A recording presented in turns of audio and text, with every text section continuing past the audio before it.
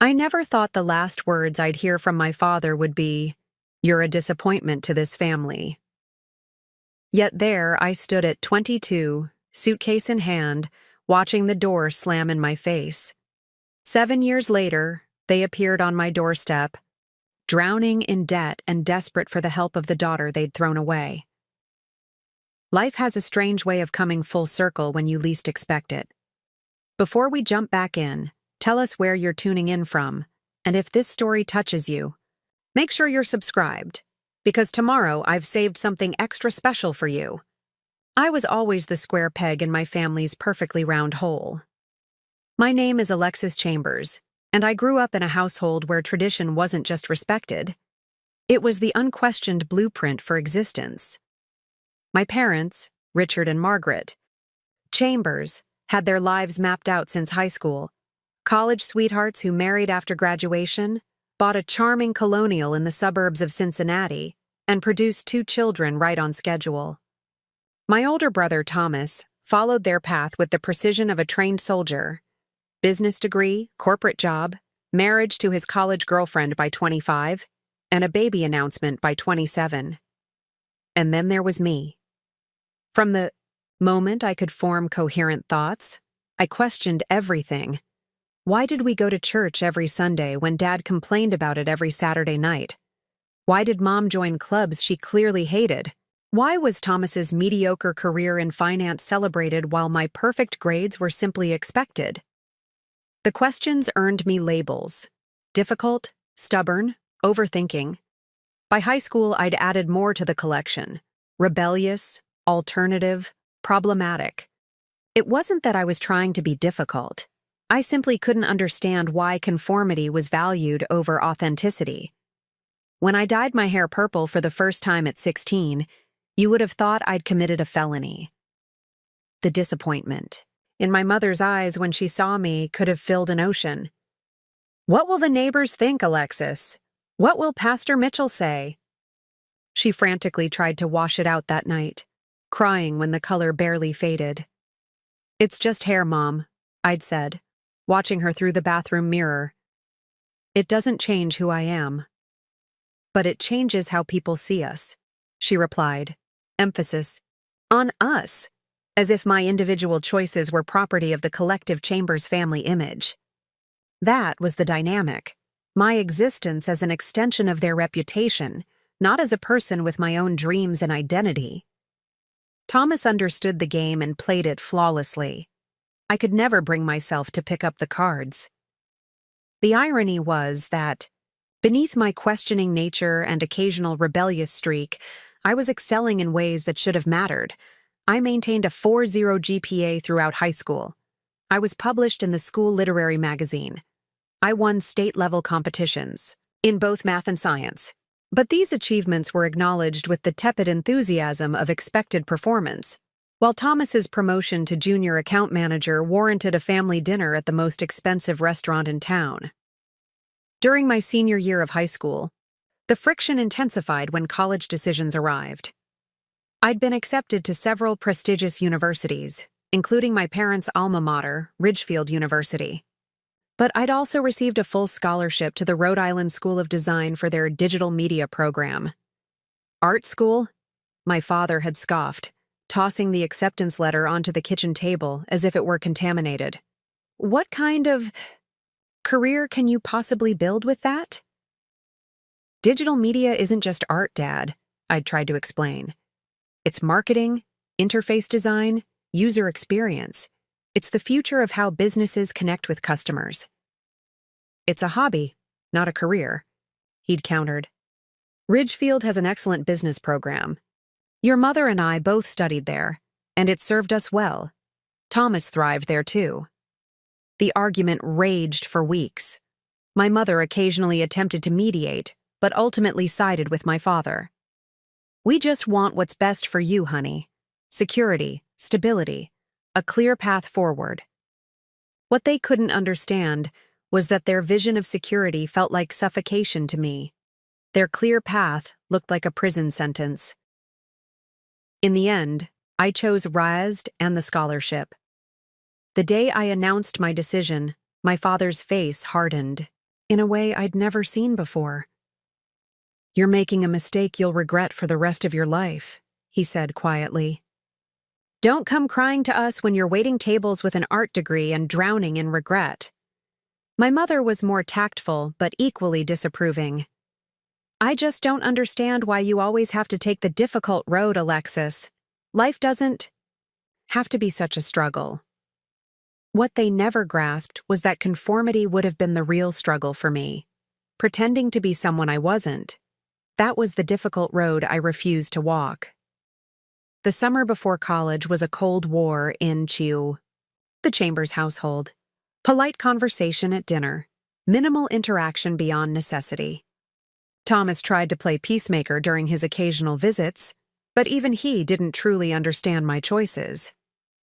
"Just give them what they want," he advised one evening as we sat on the back porch swing. "Go to Ridgefield for a year, then transfer, if you still want to. It's not that hard." "It's not about the school, Thomas," I tried to explain. "It's about being allowed to make my own choices. If I cave on this, I'll be caving for the rest of my life." He shook his head, that familiar look of bemused pity on his face. "You always make everything so complicated, Lexi." When August arrived and it was time to leave for Providence, the goodbye was perfunctory. My mother hugged me with tears in her eyes, but they felt more like mourning than love. My father actually shook my hand, and reminded me that decisions have consequences. "The path you're choosing is yours alone," he said stiffly. "Remember that." It felt more like a threat than advice. College became my liberation. At RISD, surrounded by other creative minds who valued innovation over tradition, I flourished. My questioning nature was suddenly an asset rather than a liability. Professors praised my critical thinking and willingness to challenge established norms. For the first time, I felt valued for exactly who I was. I threw myself into my studies with fervor, eager to prove my parents wrong about my chosen field. I joined the design club, took extra workshops, and secured an on-campus job at the media lab to avoid asking my parents for additional financial support. During my sophomore year, I landed a competitive internship with a digital marketing firm in Boston, commuting 2 hours each way twice a week. Meanwhile, the distance between my parents and me grew. Weekend visits home dwindled to major holidays only, then to just Christmas. Phone calls became perfunctory check-ins. "Yes, classes are fine. No, I don't need anything. Yes, the weather is cold in Rhode Island too." The final fracture happened during my senior year. I'd been offered a prestigious position with Trendline Interactive, a cutting-edge digital media agency in Brooklyn. The starting salary was impressive for a new graduate, $68,000 plus benefits, and the career trajectory was promising. Excited to finally have vindication for my choices, I called my parents with the news. "That's in New York?" my mother asked, concern evident in her voice. "That's such an expensive city, Alexis. You'll be living paycheck to paycheck." "Actually, Mom, the salary is really good, and the company helps with relocation. I'll be fine." Was her noncommittal response. "Well, Thomas just bought a house in Pleasant Ridge. 4 bedrooms. They're thinking about starting a family next year." The comparison was clear and cutting. My father was even less supportive. "Digital media," he scoffed. "These internet companies come and go like seasonal allergies. No stability. You should be looking at established corporations with pension plans and clear advancement tracks." "Dad, this is one of the top firms in the industry," I protested. "They work with Fortune 500 clients. It's not some fly-by-night startup. I'm just saying, a business degree from Ridgefield would have opened doors to real opportunities. Not this creative experiment." I bit my tongue, reminding myself that this conversation was happening over the phone, that I was nearly 1,000 miles away, that in a few months I would have my degree and my new life in New York. Their approval, while still desired on some fundamental level, was no longer necessary for my survival. Graduation approached, and with it came the question of the ceremony. My parents confirmed they would attend, though their response lacked enthusiasm. I sent them information about travel and accommodations, even researched restaurants for the post-ceremony dinner. 2 weeks before graduation, Thomas called me. His voice was tight, uncomfortable. "Listen, Lexi, there's been a change of plans. Mom and Dad can't make it to your graduation." "What? Why not?" I asked, a familiar sinking feeling in my stomach. "Dad's company is having an important client retreat that weekend. Last-minute thing. Really important accounts. Mom's going with him as a spouse. They can't miss one day of a corporate retreat for their daughter's college graduation?" Thomas sighed. "They said you'd react this way. Look, it's not personal." "How? Is it not personal, Thomas? What would they have done if this was your graduation?" His silence was answer enough. I hung up without saying goodbye, then turned off my phone. The hurt was profound, but underneath it was a simmering anger I'd never fully allowed myself to feel. For years, I'd accepted their dismissal of my choices with sad resignation, still hoping somewhere deep down that they would eventually see me, really see me, and be proud. That night, I made a decision. I was done seeking their approval. Done measuring my worth against their narrow metrics of success. Done feeling like the family disappointment for daring to chart my own course. I graduated with honors, my name appearing multiple times in the ceremony program for various awards and distinctions. My senior project had been featured in an industry publication. 2 of my professors had written glowing recommendation letters that helped secure my position at Trendline. By any objective measure, I was succeeding brilliantly. If my parents couldn't see that, it reflected their limitations, not mine. After graduation, I moved directly to New York without returning to Cincinnati. I shipped most of my belongings and gave away what wouldn't fit in my tiny first apartment in Bushwick. It was a 5th-floor walk-up with unreliable heat and a shared bathroom down the hall. But it was mine, the beginning of my independent life. Preparing and narrating this story took us a lot of time, so if you are enjoying it, subscribe to our channel. It means a lot to us. Now, back to the story. I threw myself into my new job with the same intensity I'd applied to my studies. Digital media was indeed the future, and I found myself at the forefront of emerging technologies and strategies. My questioning nature and ability to think beyond established parameters made me valuable to clients looking for fresh approaches.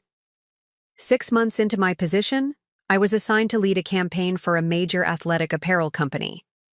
My concept, centered around user-generated content and emerging social platforms, exceeded all engagement metrics and led to a substantial increase in sales. The client specifically requested me for their follow-up campaigns. By the end of my first year, I'd been promoted to senior creative strategist with a significant salary increase. I sent my parents emails with updates on my career, still hoping somewhere deep down for acknowledgement. Their responses were polite but distant, always circling back to news about Thomas and his growing family, or community events in Cincinnati, that held no relevance to my life in New York. During my second year at Trendline, I was headhunted by Visionary, one of the top 3 digital media agencies in the country. The offer was substantial, nearly double my current salary plus stock options. When I called my parents to share the news, my father's first response was, "Is this another one of those internet companies? How stable are they?" "They're a publicly traded company with offices in 12 countries, Dad," I replied, trying to keep the exasperation from my voice. "They handle digital strategy for some of the largest corporations in the world." "Well, that's nice, dear," my mother interjected. "Did we tell you Thomas is being considered for partnership at his firm? They're going to make the announcement next month." The pattern was so predictable, it had become almost comical. Almost. I accepted the position at Visionary and moved to a better apartment in Brooklyn, At 26, I was earning more than Thomas, more than my father had at the peak of his career. I had worked with global brands, had been featured in industry publications, had spoken at conferences.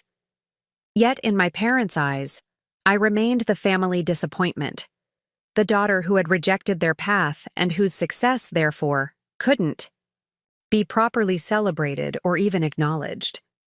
The final breaking point came when I returned to Cincinnati for Christmas that year. It had been nearly 18 months since I'd seen my family in person, and some naive part of me hoped that time and distance might have softened the dynamics between us. The first evening was tense but manageable. Thomas, his wife Melissa, and their 2-year-old son dominated the conversation, with my parents doting on their grandson and fishing for details about a possible second baby. I answered questions about New York with simplified descriptions, having learned that detailed explanations of my work only invited dismissal or criticism. On the second day, disaster struck. My mother was looking for photos to show Melissa of Thomas as a baby, digging through boxes in the hall closet. I was in the kitchen making coffee when I heard her gasp, "Richard, come look at this." My father emerged from his study, and I followed out of curiosity. My mother was holding a thick envelope, her face pale. "It's from Ridgefield," she said, her voice tight, "addressed to Alexis, from 3 years ago." I stepped forward and took the envelope from her trembling hands. Inside was a letter of reconsideration from Ridgefield University's business school, offering me a full scholarship based on my high school achievements. The letter was dated 2 weeks before I'd made my final decision to attend RISD. "I never saw this," I said slowly, looking up at my parents. "Why didn't you show me this letter?" My father cleared his throat. "It must have gotten misplaced in the mail shuffle. We get so many credit card offers with those university logos." "Dad," I interrupted. "This was opened." I pointed to the torn edge of the envelope. "Someone in this house opened this, read it, and never showed it to me." The silence in the hallway was deafening. My mother wouldn't meet my eyes. My father's jaw tightened in that familiar way. "You wanted me to choose Ridgefield so badly," I said, realization dawning. "Was it because you genuinely thought it was better for me, or because you couldn't stand the idea of me breaking from family tradition?" "You needed guidance," my father finally said. "You were too young to make such an important decision on your own." "So you hid a full scholarship offer from me? You let me believe that RISD was my only viable option with financial aid?" "Ridgefield was the right choice," he insisted. "We were trying to help you avoid a mistake." I felt something break inside me, not my heart, but the last thread of hope that they would ever truly see me, accept me, respect me as an adult with my own mind. "A mistake," I repeated, my voice unnaturally calm. "That's what my life is to you, isn't it? One big mistake because I didn't follow your plan, because I dared to think for myself." "Alexis, you're overreacting," my mother began, reaching for the letter. "It was years ago." "No," I pulled back, clutching the letter. "This isn't about the scholarship. This is about you never, ever respecting my choices. About measuring me against Thomas and finding me wanting because I'm different. About trying to force me into a mold I was never meant to fit." "Young lady, you will not speak to your mother that way," my father's voice rose. "After everything we've done for you—" "What exactly have you done for me?" I asked. "Besides criticize my choices, dismiss my accomplishments, and apparently sabotage my college options." The argument escalated rapidly, years of suppressed feelings erupting like a volcano. Words were said on both sides that couldn't be taken back. My father called my career playing around on computers. I called him controlling and manipulative. My mother cried. Thomas and Melissa took their son upstairs to shield him from the conflict. Finally, my father pointed to the door. "If you're so successful, so independent, So certain we've done nothing for you. Then perhaps you should leave. Richard. My mother started, but he silenced her with a look. No, Margaret. I'm done. I'm done trying to guide someone who thinks she knows everything. I'm done watching her make one rebellious choice after another just to prove she doesn't need our advice. He turned back to me, his face flushed with anger. You want independence? You've got it. But don't come crawling back when this internet bubble bursts and you're left with nothing. This family has standards, traditions, values, and you've rejected all of them. You're a disappointment to this family, Alexis. A disappointment. The words hung in the air like poison gas. My mother's soft gasp was the only sound in the hallway. I looked at my father, really looked at him, and for the first time, I saw him clearly. Not as the all-knowing patriarch I'd grown up fearing and seeking approval from, but as a limited man terrified of anything outside his narrow understanding of success. I'm only a disappointment because you never bothered to understand what would actually make me happy, I said quietly. I feel sorry for you.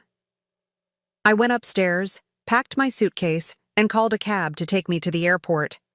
Thomas tried to intervene, suggesting I stay at his house until my scheduled flight in 2 days. This will blow over, Lexi, he insisted. Dad's just upset about that letter thing. Give it a few days. No, Thomas, I replied, zipping my suitcase closed. This isn't about the letter. This is about 26 years of never being good enough because I'm not you. It's not going to blow over with a few days of cooling off. My mother caught me at the front door, tears streaming down her face. Alexis, please don't go like this. Your father didn't mean what he said. Yes, he did, Mom. He's probably been wanting to say it for years. I hugged her briefly. I love you, but I can't do this anymore. I can't keep trying to earn approval that's never going to come. My father remained in his study, door firmly closed as I left the house. Standing on the porch with my suitcase, waiting for the cab in the cold December air, I felt a strange mixture of grief and relief. Something had ended, not just that Christmas visit, but the exhausting cycle of seeking validation from people determined not to give it. As the cab pulled away from the curb, I didn't look back at the house. I didn't need to. I was looking forward, toward the life I'd built for myself, the career I loved, the future I would shape on my own terms. What I didn't know then was that the future would eventually bring my parents back into my life in a way none of us could have anticipated. But that reunion was still years away, and I had a life to live in the meantime, a successful, fulfilling life built on the very choices they had deemed mistakes. The first few months after the Christmas confrontation passed in a blur of work and emotional processing. I threw myself into projects at Visionary with renewed intensity, channeling my hurt and anger into creative productivity. My colleagues noticed the change. I was first to arrive, last to leave, always volunteering for challenging assignments and tight deadlines. You're going to burn out at this pace, my direct supervisor, Natasha, warned during a late night when we were both still at the office. She was a brilliant creative director in her early 40s who had become both mentor and friend. Whatever you're running from, Alexis, it'll still be there when you exhaust yourself. I looked up from my computer, surprised by her perceptiveness. Is my work suffering? Quite the opposite. Your work is exceptional, but you're not a machine. No one can sustain this intensity indefinitely. That conversation was the first crack in the armor I'd constructed after leaving Cincinnati. Over dinner at a tiny Thai restaurant near the office, I found myself telling Natasha about my family, the Christmas confrontation, and the years of feeling like I was fundamentally flawed for wanting a different path. Your parents sound like they're from another century, she remarked, shaking her head. But you know what's interesting? Even now, you're still trying to prove them wrong, killing yourself with work, aiming for perfection, seeking validation. Through achievement. Her words hit me with uncomfortable accuracy. Despite my declaration of independence, I was still operating within a framework my parents had created, still reacting to their dismissal rather than truly charting my own course. That realization marked the beginning of a deeper personal journey. With Natasha's encouragement, I began seeing a therapist, Dr. Chen, who specialized in family dynamics and cultural expectations. Our weekly sessions helped me untangle the complex web of emotions I'd been carrying. Not just anger and hurt, but also guilt, shame, and a persistent feeling of unworthiness that had driven much of my relentless ambition. Success as rebellion is still letting them define your choices, Dr. Chen observed during one particularly insightful session. What would your life look like if you made decisions based purely on what brings you fulfillment, not as a response to their expectations or disapproval? It was a powerful question that I couldn't immediately answer. What did I truly want, separate from the need to prove my parents wrong? Over the next year, I began the careful work of discovering myself beyond reaction and rebellion. I set boundaries. Around my work hours, making time for friendships and dating, I explored interests outside my career, taking a ceramics class, joining a hiking group that ventured out of the city on weekends, volunteering at a community center teaching digital skills to seniors. These pursuits weren't chosen to build my resume or impress anyone. They were simply activities that brought me joy and connection. The freedom to explore without judgment was both terrifying and exhilarating. Meanwhile, my career continued to flourish, though now with healthier boundaries. My campaigns for major clients consistently outperformed industry benchmarks, earning recognition within Visionary and beyond. At 28, I was promoted to Associate Creative Director, becoming one of the youngest executives at the agency. I maintained minimal contact with my family during this period. Occasional text messages with my mother, brief phone calls on major holidays, a card and gift sent for my nephew's birthday. My father and I didn't speak directly at all. Thomas made sporadic efforts to bridge the divide, updating me on family, news, and sending photos of his children, but our conversations remained surface level. The emotional distance was painful but necessary for my healing. On my 29th birthday, everything shifted. I was in the middle of a major presentation to a potential new client when my phone began vibrating repeatedly in my pocket. After the meeting, I checked it to find 6 missed calls and a series of increasingly urgent text messages from Thomas. "Call me ASAP, emergency. Dad had a heart attack, in hospital now. Mom's falling apart, please call." My hands shook as I dialed his number. For all the conflict and distance, these were still my parents, still family. "Thank God," Thomas answered on the first ring. "Where have you been? I've been trying to reach you for hours." "In a client meeting. What happened? Is Dad okay?" Thomas explained that our father had collapsed at work that morning. A massive heart attack. He was stable but in serious condition. The doctors were recommending bypass surgery. "Mom's a wreck," he said, his voice tight with stress. "She keeps saying she can't handle this alone. Can you come home?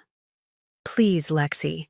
Whatever happened between you guys, this is bigger than that." The old reflexive guilt rose immediately. "Of course," I heard myself saying. "I'll get on the first flight. I can." After arranging emergency leave with Natasha, who was completely understanding, I packed a bag and headed to LaGuardia. On the flight to Cincinnati, anxiety churned in my stomach. I hadn't seen my parents in over 2 years. The last words my father had spoken to me were, "You're a disappointment to this family." Now I was rushing to his hospital bedside, all our unresolved conflict suspended by the immediate crisis of his mortality. Thomas met me at the airport, looking exhausted and older than his 34 years. "Thanks for coming," he said, hugging me tightly. "It's been rough. Dad's scheduled for surgery tomorrow morning." On the drive to the hospital, he filled me in on our father's condition and prognosis. The doctors were cautiously optimistic, but emphasized the seriousness of triple bypass surgery, especially for someone with our father's history of high blood pressure and cholesterol. "Has he been having symptoms?" I asked, realizing how little I knew about my parents' lives now. Thomas shrugged. "Apparently he's been having chest pains for months but didn't tell anyone. Classic dad, right? Thinking he can power through anything by sheer stubbornness." I nodded, recognizing the trait all too well.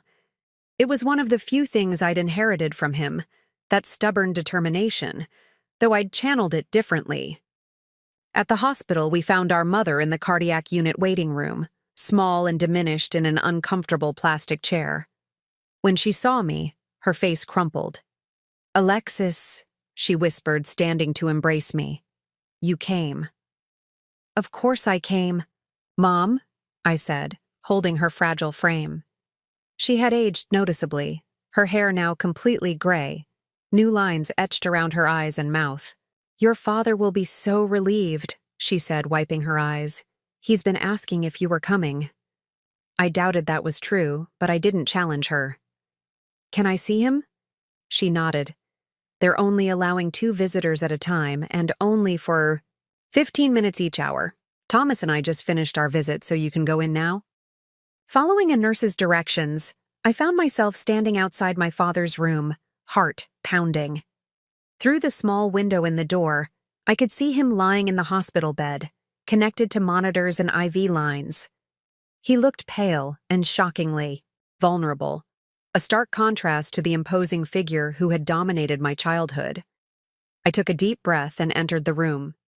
His eyes were closed, but they opened at the sound of the door. For a moment, we just looked at each other, the beeping of monitors filling the silence between us. Then he spoke, his voice weaker than I remembered. "You cut your hair." It was such an unexpected observation that I laughed reflexively, touching the short bob I'd adopted about a year ago. "Yeah, about a year ago." He nodded slightly. "It suits you." The simple acknowledgement, perhaps the first positive comment he'd made about my appearance since I was a teenager, caught me off guard. I moved closer to his bedside, unsure what to say next. "Thank you for coming," he continued, each word seeming to require effort. "I know Cincinnati isn't high on your list of favorite places these days." "You're having heart surgery, Dad." "Of course I came." He closed his eyes briefly, then opened them to look directly at me. "I've been thinking a lot today, facing your mortality has a way of clarifying things." I remained silent, waiting. "I was wrong," he said simply. "That Christmas, the things I said, I was wrong." The admission, so unexpected, so contrary to everything I knew about Richard Chambers, rendered me momentarily speechless. In all my childhood and young adult life, I could not recall a single instance of my father admitting he was wrong about anything significant. "The heart attack wasn't completely sudden," he continued.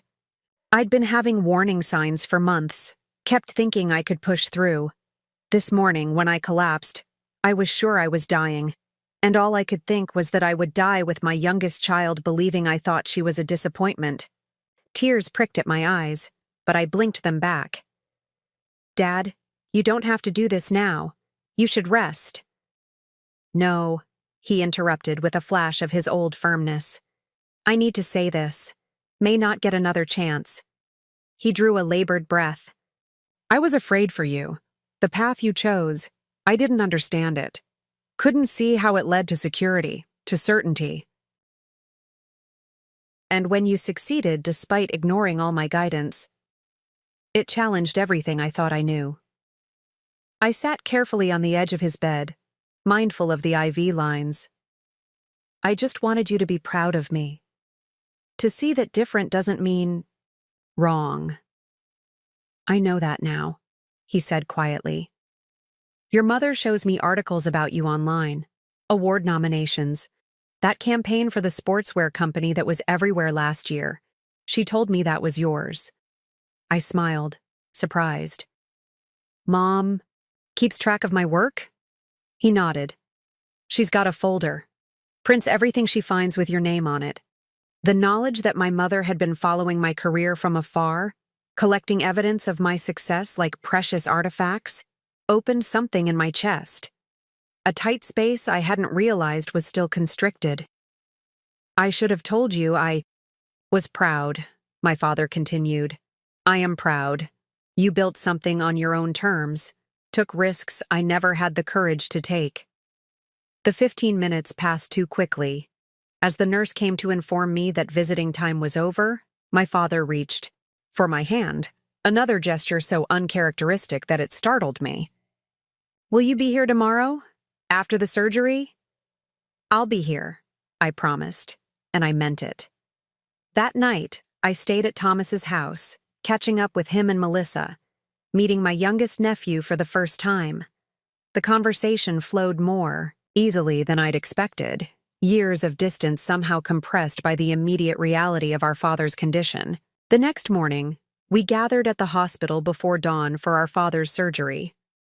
The procedure would take at least 6 hours, the surgeon had explained, with another few hours in recovery before we could see him. We settled into the waiting room, my mother, Thomas, Melissa, and I, for the long vigil. As morning stretched into afternoon, our initial tense silence gradually gave way to conversation. My mother asked about my life in New York, showing genuine interest in the details of my apartment, my friends, my work. I asked about her volunteer activities at church, her book club, her garden. It was the longest, most authentic conversation we'd had in years, perhaps ever. The shadow of my father's surgery created a space where pretense seemed pointless, where old patterns could momentarily be set aside in favor of simple human connection. Late in the afternoon, the surgeon finally appeared in the waiting room. The procedure had been successful, though my father's recovery would be lengthy. He emphasized the need for significant lifestyle changes, diet, exercise, stress reduction, if another episode was to be avoided. That evening, when my father was finally settled in the ICU and briefly conscious, we were allowed to see him, one at a time. My mother went first, then Thomas. When my turn came, I found him groggy but alert. Surgery went well, I told him, though I knew the doctors had already explained everything. You're going to be okay. He nodded slightly. Need to ask you something important. I leaned closer to hear his weakened voice. The doctor says I need to make changes, big changes. Your mother and I, we don't know how to do this. Need help. What kind of help, Dad? Everything. Diet, exercise program, managing stress, all these new medications. He paused, clearly fatigued by even this brief speech. You're good at figuring things out, at thinking differently. Could use some of that now. The request, so direct, so humble from a man who had never asked for help with anything, moved me deeply. Of course, Dad, I can help you figure out a plan. Over the next week, as my father began his slow recovery, I extended my leave from visionary and committed to staying in Cincinnati until he was discharged and settled at home. Natasha was remarkably understanding, allowing me to handle some client work remotely while focusing primarily on my family situation. That week became a turning point in my relationship with my parents. As I researched cardiac rehabilitation programs, consulted with nutritionists, and set up systems to help my father manage his recovery, the dynamic between us shifted. For the first time, they were looking to me for guidance rather than attempting to impose their vision on my life. My mother, in particular, seemed to see me with new eyes as I confidently navigated medical terminology, created spreadsheets for medication tracking, and designed simple exercise routines approved by the cardiac team. You've become so capable, she remarked one evening as we sat in the hospital cafeteria during a brief break. I don't know how we would have managed all this without you.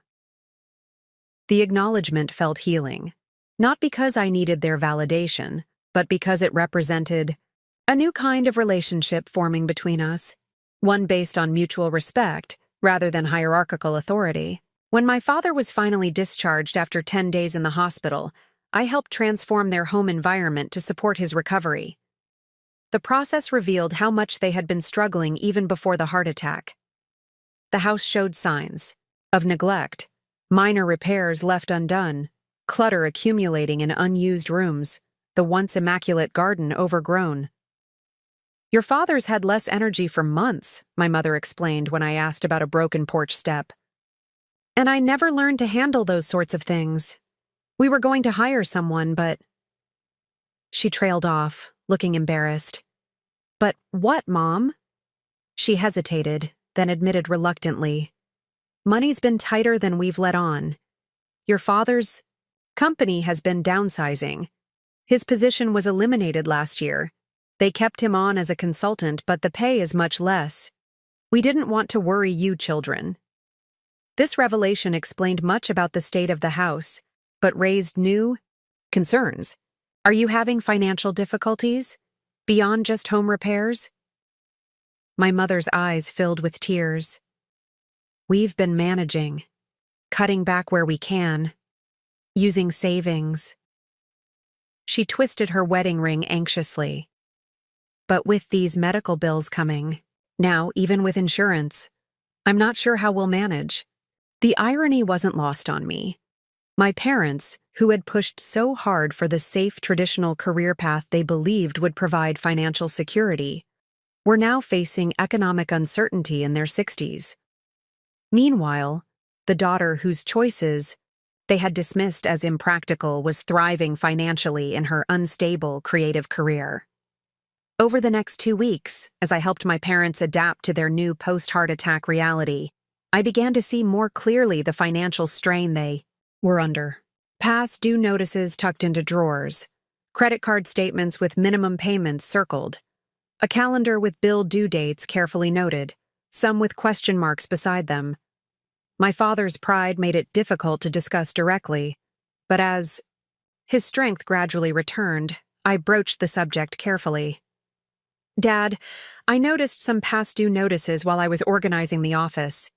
Are you and Mom having serious financial problems?" He stared out the window of their living room, where he now spent most of his days in a recliner. "Not how we planned our retirement," he finally said. "The company, my company for 30 years, they called it restructuring.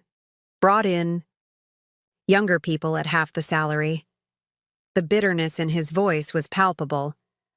"Offered a consultation contract as a courtesy. Half pay, no benefits. Why didn't you tell us? Tell me?"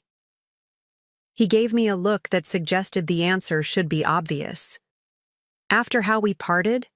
After I told you that you'd come crawling back when your internet bubble burst?" He shook his head. "How could I tell you we were the ones facing financial collapse?" His honesty was startling. The Richard Chambers I'd grown up with would never have admitted such vulnerability, especially to the child whose life choices he had so thoroughly criticized. "Let me help," I said simply. His head snapped up, eyes narrowing. "We don't need charity." "It's not charity, Dad. It's family." I took a deep breath. "You and Mom helped me when I was growing up. Now I can help you. That's how it's supposed to work." "We can't take your money, Alexis. We'll figure something out."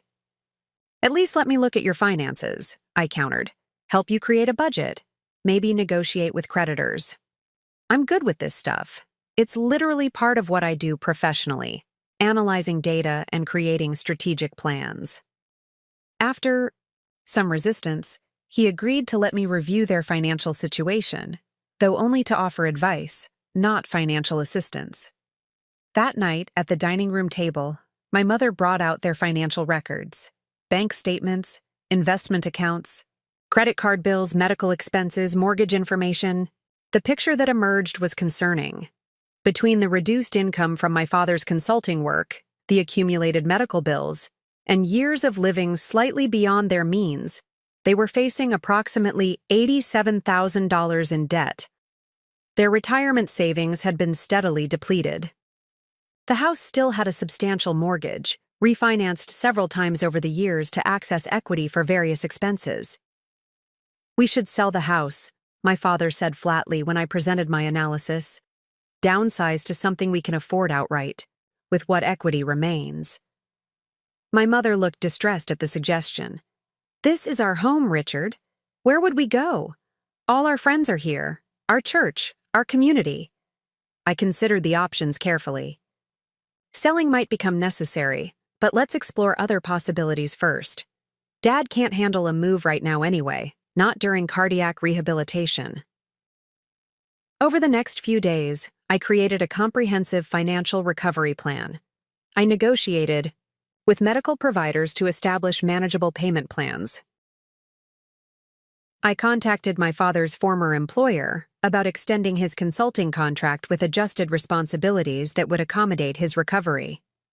I researched refinancing options for the house that would lower their monthly payments. When I presented the plan, my parents were visibly relieved by the concrete steps and clear timeline. But my father remained resistant to one key element: my offer to clear their highest interest debts immediately. "Absolutely not," he insisted. "We got ourselves into this mess. We'll get ourselves out." "Dad, you're paying 24% interest on some of these credit cards. That's just throwing money away when I could help." "It's a matter of principle, Alexis." I recognized the stubborn pride that had defined so much of our relationship. But I also saw how that same trait had brought him to this crisis. Unable to acknowledge problems until they became catastrophic, unwilling to seek help until collapse was imminent. "Principles won't pay off predatory interest rates," I said firmly. "Let's make a deal. I'll pay off the 3 highest interest cards now, about $32,000 total. You can pay me back at 5% interest, which is still better than I'd get from most investments. We'll draw up a formal agreement with fixed monthly payments that fit within your budget." He opened his mouth to object, but I continued. "This isn't charity, Dad. It's a mutually beneficial financial arrangement. You get out from under crushing interest rates, I get a decent return on investment, and you maintain your independence by paying it back systematically." The framing, as a business arrangement rather than familial assistance, made it palatable to him. After consulting with my mother, who was clearly relieved by the solution, he agreed to my terms. That night, as I prepared to return to New York the next day, my mother came to the guest room where I was packing. She sat on the edge of the bed, watching me fold clothes with a thoughtful expression. "You know," she said finally, "I used to worry so much about you, that you'd end up struggling because you chose such an unconventional path." I smiled slightly. "I know, Mom. I never imagined you'd be the one rescuing us." She reached for my hand. "I'm sorry we didn't support your choices. We were so certain we knew best." "You were trying to protect me," I acknowledged. "You wanted me to have security." "Yes, but we were measuring security by our standards, our generation's definition." She shook her head. "The world changed, and we didn't notice. You did." The conversation felt like the closing of a circle, not an end to our journey of reconciliation, but the completion of an important phase. My parents had finally seen me clearly, acknowledged the validity of my path, and accepted help from the very success they had once dismissed. As I flew back to New York the next day, I felt a profound sense of transformation. The crisis of my father's heart attack and their financial struggles had created an opening for a new kind of relationship, one based on mutual respect rather than authority and obedience. I had left Cincinnati as the family disappointment. I was returning to New York as someone who had found the strength to forge her own path and the compassion to reach back when those who had once rejected her choices needed help. The painful break had been necessary for me to develop independently, to become fully myself. Now, with that authentic self firmly established, reconciliation became possible, not through compromise or surrender, but through mutual recognition of our shared humanity and interconnected lives.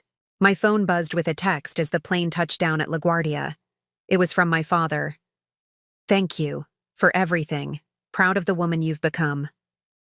6 simple words that contained worlds of meaning.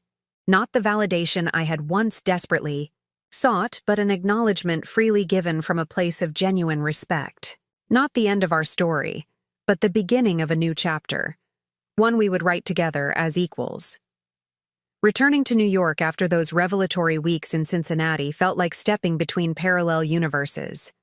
My sleek Brooklyn apartment, with its minimalist furniture and city views, seemed to belong to a different person than the daughter who had just helped her parents navigate health crises and financial turmoil.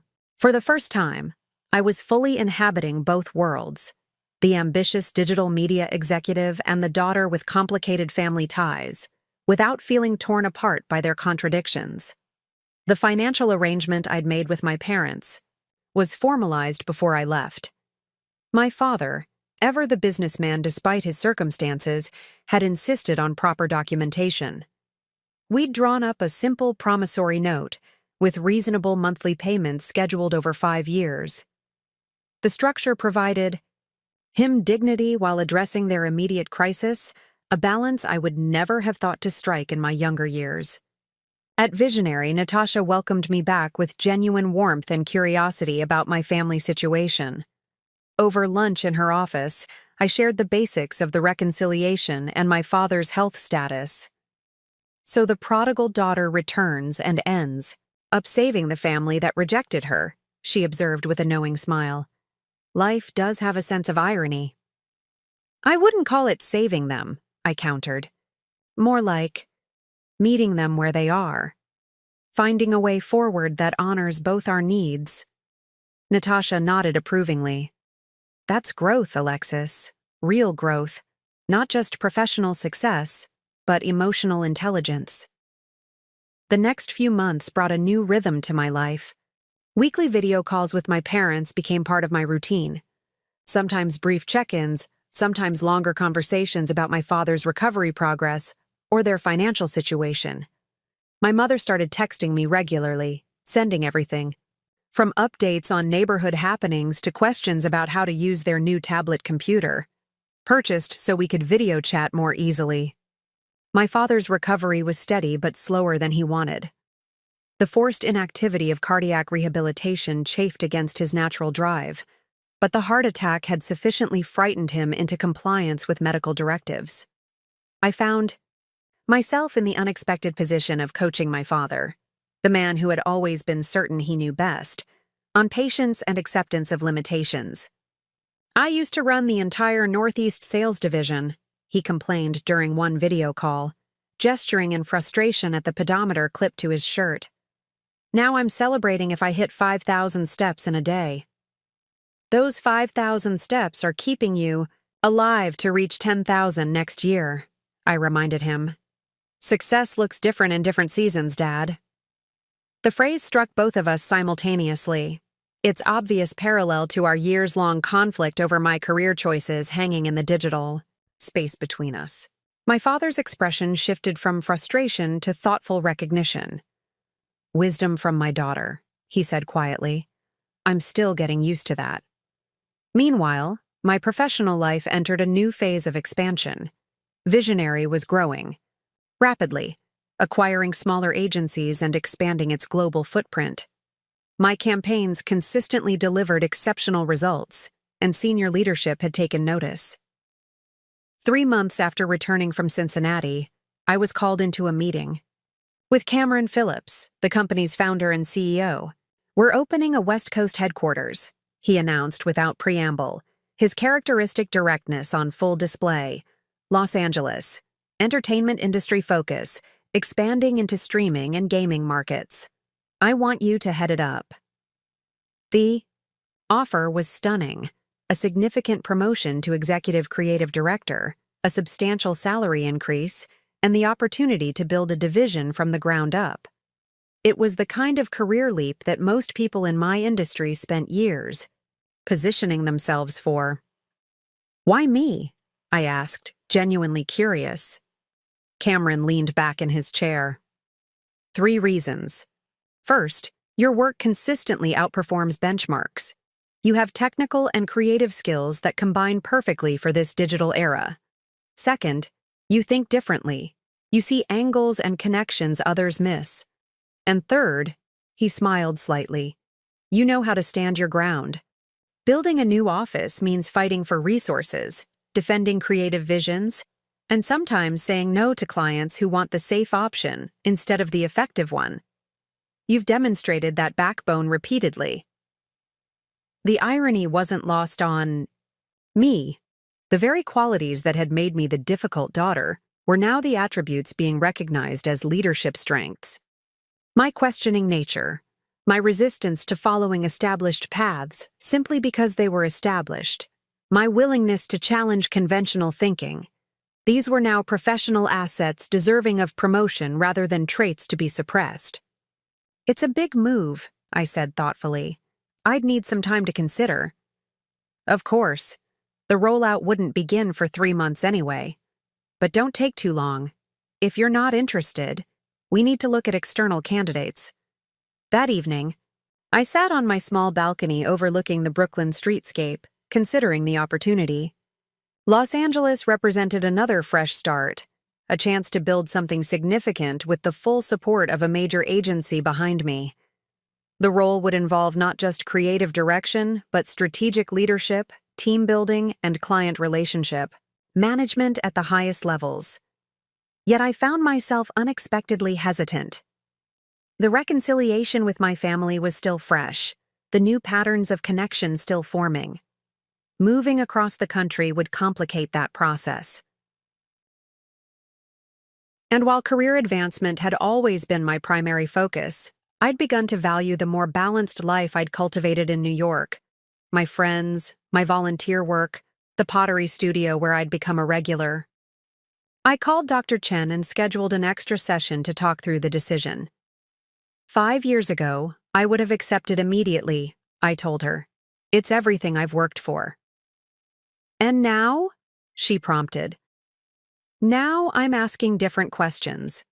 Not just, will this advance my career? But will this contribute to the life I actually want? Dr. Chen smiled.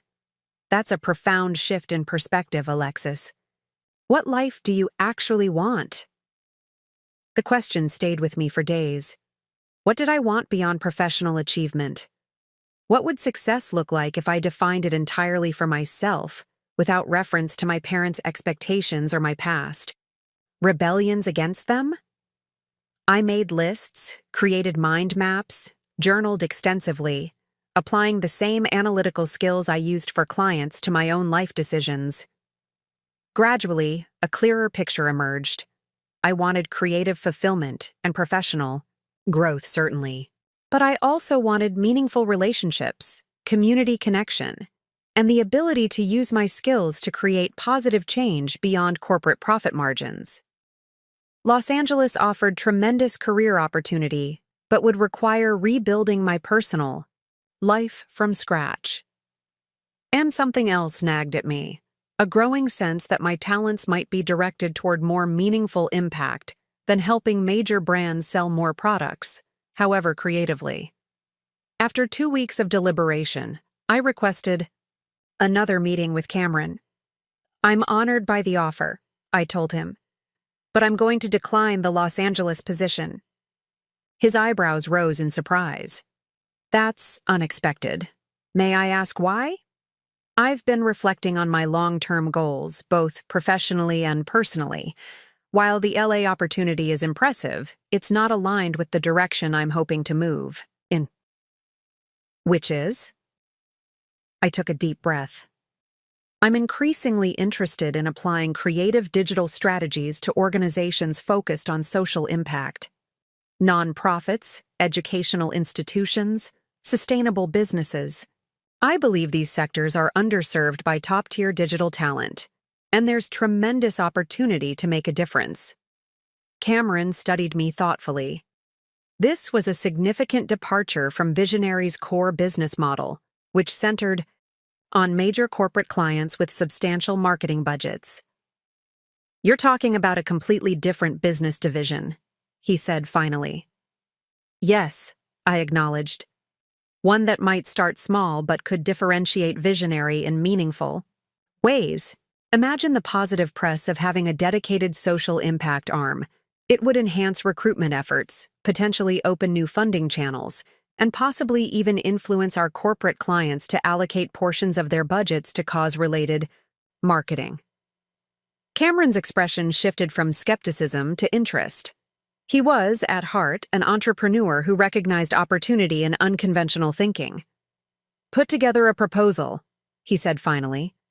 "Nothing elaborate, but outline what this division might look like, potential client categories, revenue models. If it makes business sense, we might consider a pilot program." 2 weeks later, I presented a comprehensive business plan for Visionary. Impact, a specialized division focused on applying the agency's digital expertise to organizations driving positive social and environmental change. I'd researched potential clients, analyzed competitive landscape, developed revenue projections, and created case studies of similar initiatives within other major agencies. The leadership team was impressed, not just with the concept, but with the thoroughness of my approach. After extensive discussion and revision, Cameron approved a 1-year pilot program with a modest budget and small team. I would remain in New York, reporting directly to him while building this new venture alongside my existing client responsibilities. It was neither the promotion to Los Angeles nor a continuation of my current path, but something entirely new. A direction I had created by honoring both my professional skills and my evolving personal values. For the first time in my career, I wasn't driven primarily by advancement or achievement for its own sake, but by the alignment of my work with deeper purpose. The next several months were intensely demanding as I balanced my existing client load with the development of Visionary Impact. I built a small team of like-minded colleagues who were equally excited about applying their talents to mission-driven organizations. We started with 3 pilot clients: an environmental nonprofit focused on ocean conservation, a community development financial institution providing microloans to underserved entrepreneurs, and a progressive university launching an innovative online education platform. The work was challenging in new ways. These organizations had smaller budgets and often less digital sophistication than our corporate clients, but their passion and commitment were unmatched. We had to be more creative, more efficient, and more innovative, delivering maximum impact with limited resources. I shared updates on this new venture during my weekly calls with my parents. To my surprise, my father showed genuine interest in the concept. "So, you're helping these organizations use technology to further their missions?" he asked, seeking to understand. "Like a consultant?" "More like a strategic partner," I explained. "We're not just advising them, we're implementing customized digital solutions, creating campaigns, building platforms. But yes, it's about advancing their impact through technology and creative communication." "Interesting," he mused. "I always saw business and charity as separate worlds, but you're creating something in between." "The lines are blurring everywhere, Dad. More businesses are incorporating social responsibility into their core models. More nonprofits are adopting business principles for sustainability. I believe that's where the future lies, in integration rather than separation." My mother, who had been listening quietly, spoke up. "You sound so passionate about this, Alexis. More than when you talk." "About your regular clients." Her observation was accurate. The energy I felt working with these mission-driven organizations was different. A deeper sense of purpose beyond professional pride or creative satisfaction. 6 months into the pilot program, we had our first major success story. The ocean. Conservation nonprofit launched a digital campaign we'd created that went viral, increasing their annual donations by 320% and attracting corporate sponsorship offers. The case study we developed around this success opened doors to conversations with larger potential clients in the impact space. Cameron was impressed with the results and the positive press Visionary received. "You might be onto something here," he acknowledged during our quarterly review. The profit margins are thinner than our traditional business, but the goodwill and differentiation value is significant. By the end of the one-year pilot, Visionary Impact had grown to a team of 8, serving 11 clients across environmental, educational, and social justice sectors. Our work had won several industry awards for innovation and effectiveness. Most importantly, we demonstrated a sustainable business model that allowed for both meaningful impact and reasonable profitability. Cameron approved the division's permanent establishment with expanded budget and headcount. My role was formalized as Executive Director of Visionary Impact, with a seat on the agency's leadership team. It was a professional triumph unlike any I'd experienced before, not because of the title or compensation, but because I'd created something that aligned my skills with my values, my ambition with my ethics. I'd found a way to succeed on my own terms, defined not in opposition to my parents' expectations, but in authentic alignment with my evolving sense of purpose. Around this same time, my father reached a significant milestone in his recovery. 1 year post-heart attack, with dramatically improved health markers. His cardiologist cleared him for more normal activity levels, though with continued monitoring and lifestyle management. The financial plan we'd established was working well too. Through careful budgeting and the payment arrangement we'd created, my parents had reduced their overall debt by nearly a third. To celebrate these achievements, I suggested visiting Cincinnati for a long weekend. It would be my first time back since helping them through the immediate crisis the previous year. Though we'd maintained regular communication through calls and video chats, I felt ready to re-engage with them in person to continue building our new relationship face-to-face. The visit was markedly different from my previous experiences returning home. Free from the tension of unmet expectations and unspoken resentments, we could interact as adults with mutual respect. My father showed genuine interest in my work, with Visionary Impact, asking insightful questions about business models and growth strategies. My mother shared more openly about her own interests and concerns, no longer filtering everything through the lens of maternal advice-giving. On my second evening there, my father asked if I would join him for a walk around the neighborhood, a daily ritual that had become central to his recovery regimen. As we moved at his careful pace through familiar streets, he brought up a subject I hadn't expected. "I've been thinking about what you said months ago, about success looking different in different seasons," he began.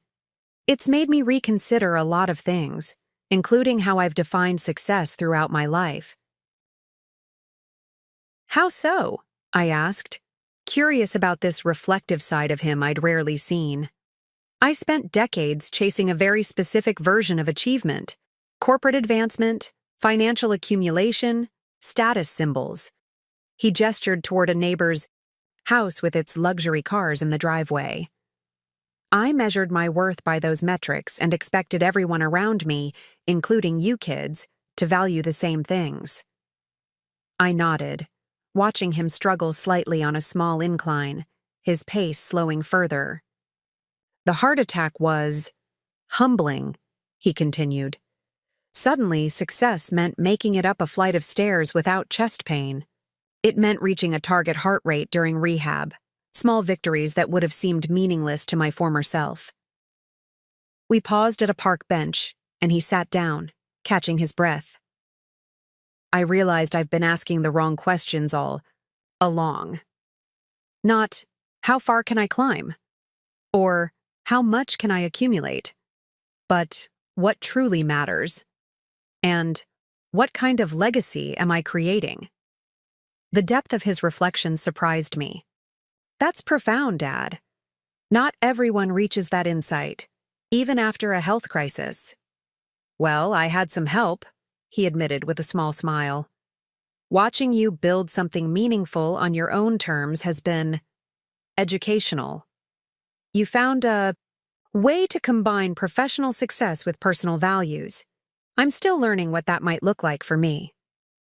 The conversation marked another milestone in our evolving relationship, my father not just accepting my different path, but actually learning from it, finding value in the very choices he had once condemned. Back in New York, energized by both personal and professional progress, I continued building visionary impact with growing confidence. Our client roster expanded to include larger organizations with more substantial budgets, allowing us to tackle more ambitious projects. I assembled a diverse team of specialists who shared the vision of applying cutting-edge digital strategies to purpose-driven work. As our reputation grew, I began receiving speaking invitations, industry conferences, university programs, even a TEDx event focused on the intersection of technology and social change. Public speaking had never been my favorite activity, but I recognized the opportunity to amplify our message and potentially influence the broader digital marketing industry toward more meaningful applications of their talents. My first major presentation, at a digital innovation conference in Chicago, received unexpected attention when a clip went viral on professional social networks. In the video, I challenged the conventional wisdom that purpose-driven work necessarily meant sacrificing quality, innovation, or financial viability. The question isn't whether we can afford to apply our best talents to solving real problems, I argued in the clip that circulated widely. The question is whether we can afford not to. The next generation of consumers and employees aren't just asking if your product works or if your company pays well. They're asking what you stand for, what you contribute, how you make the world better through your existence. Organizations that can't answer those questions convincingly will find themselves increasingly irrelevant. The response was overwhelming. My inbox filled with messages from industry colleagues, potential clients, and young professionals seeking mentorship. Visionary received inquiries from major corporations interested in developing more authentic corporate social responsibility initiatives. Several talented creatives and strategists approached us about joining the team, often willing to take modest pay cuts to work on more meaningful projects. In this whirlwind of professional growth and recognition, I received an unexpected email from Thomas. "Have you seen this? Thought you might want to know." Attached was a link to a community newspaper article about Cincinnati's Top 50 Over 50. Local residents making significant contributions after the age of 50. There, listed at number 37, was Richard Chambers, highlighted for launching a financial literacy program for high school students. I clicked through to the full article in shock. According to the brief profile, my father had developed a curriculum that taught practical money management skills to teenagers, focusing particularly on schools in lower-income neighborhoods. He'd started as a volunteer presenter at his old company's Community Outreach Day, then expanded to a regular program at 3 local high schools. The article quoted him directly. After decades in corporate finance, followed by personal health and financial challenges, I realized I had valuable knowledge that could help young people avoid common pitfalls. Success isn't just about earning money, it's about managing it wisely, understanding its role in your life, and using it as a tool rather than being controlled by it. I called my mother immediately. "Why didn't you tell me about Dad's financial literacy program?" "I just saw the article Thomas sent." She chuckled. "He wanted to wait until he had something substantial to show for it. You know your father, never one to discuss works in progress." "But this is amazing. How long has he been doing this?" "It started about 4 months ago, very small scale. But he's become quite passionate about it. The schools have been requesting more sessions, and he's training other retirees to expand the program." The image of my father, the same man who had once dismissed my career choices as impractical, now volunteering his time to teach financial skills in underserved schools, left me momentarily speechless. It represented such a fundamental shift in his values, his sense of purpose, his definition of meaningful contribution. When we spoke on our next video call, I congratulated him on the recognition. He seemed simultaneously proud and embarrassed by the attention. "It's nothing fancy," he insisted. Just basic financial concepts that these kids should be learning but aren't. How credit works. The true cost of debt. How to budget. Simple investment principles. Don't downplay it, Dad. You're making a real difference.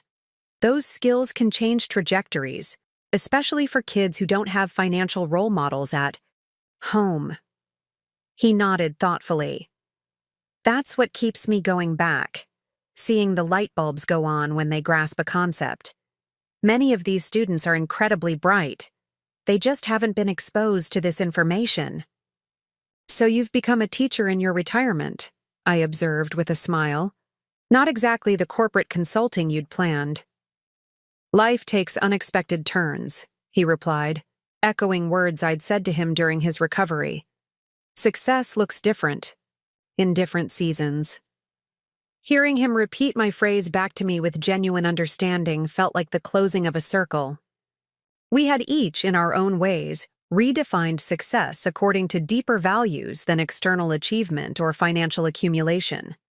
We had found purpose beyond position or status, and somehow, through all the conflict and reconciliation, we had influenced each other toward these more meaningful definitions. As visionary impact continued to grow, I found myself increasingly drawn to the educational aspects of our work, training clients to better understand digital strategies, mentoring younger team members, developing frameworks that could be widely shared. I began writing articles for industry publications and working on an outline for a potential book about purpose-driven digital transformation. This evolution in my professional interests led to an unexpected opportunity when one of our clients, Burton College, approached me about developing and teaching a graduate course on digital strategies for social impact. The position would be part-time, allowing me to maintain my leadership role at Visionary while exploring this new dimension of sharing knowledge and shaping future professionals. The synchronicity was striking, my father finding renewal through teaching while I simultaneously moved toward educational work. Despite our different fields and approaches, we had arrived at complementary understandings about the importance of passing knowledge to others, of contributing to something larger than our individual success. During our weekly call, I shared the teaching opportunity with my parents. My father's immediate enthusiasm touched me deeply. "You'd be excellent at that," he said with conviction.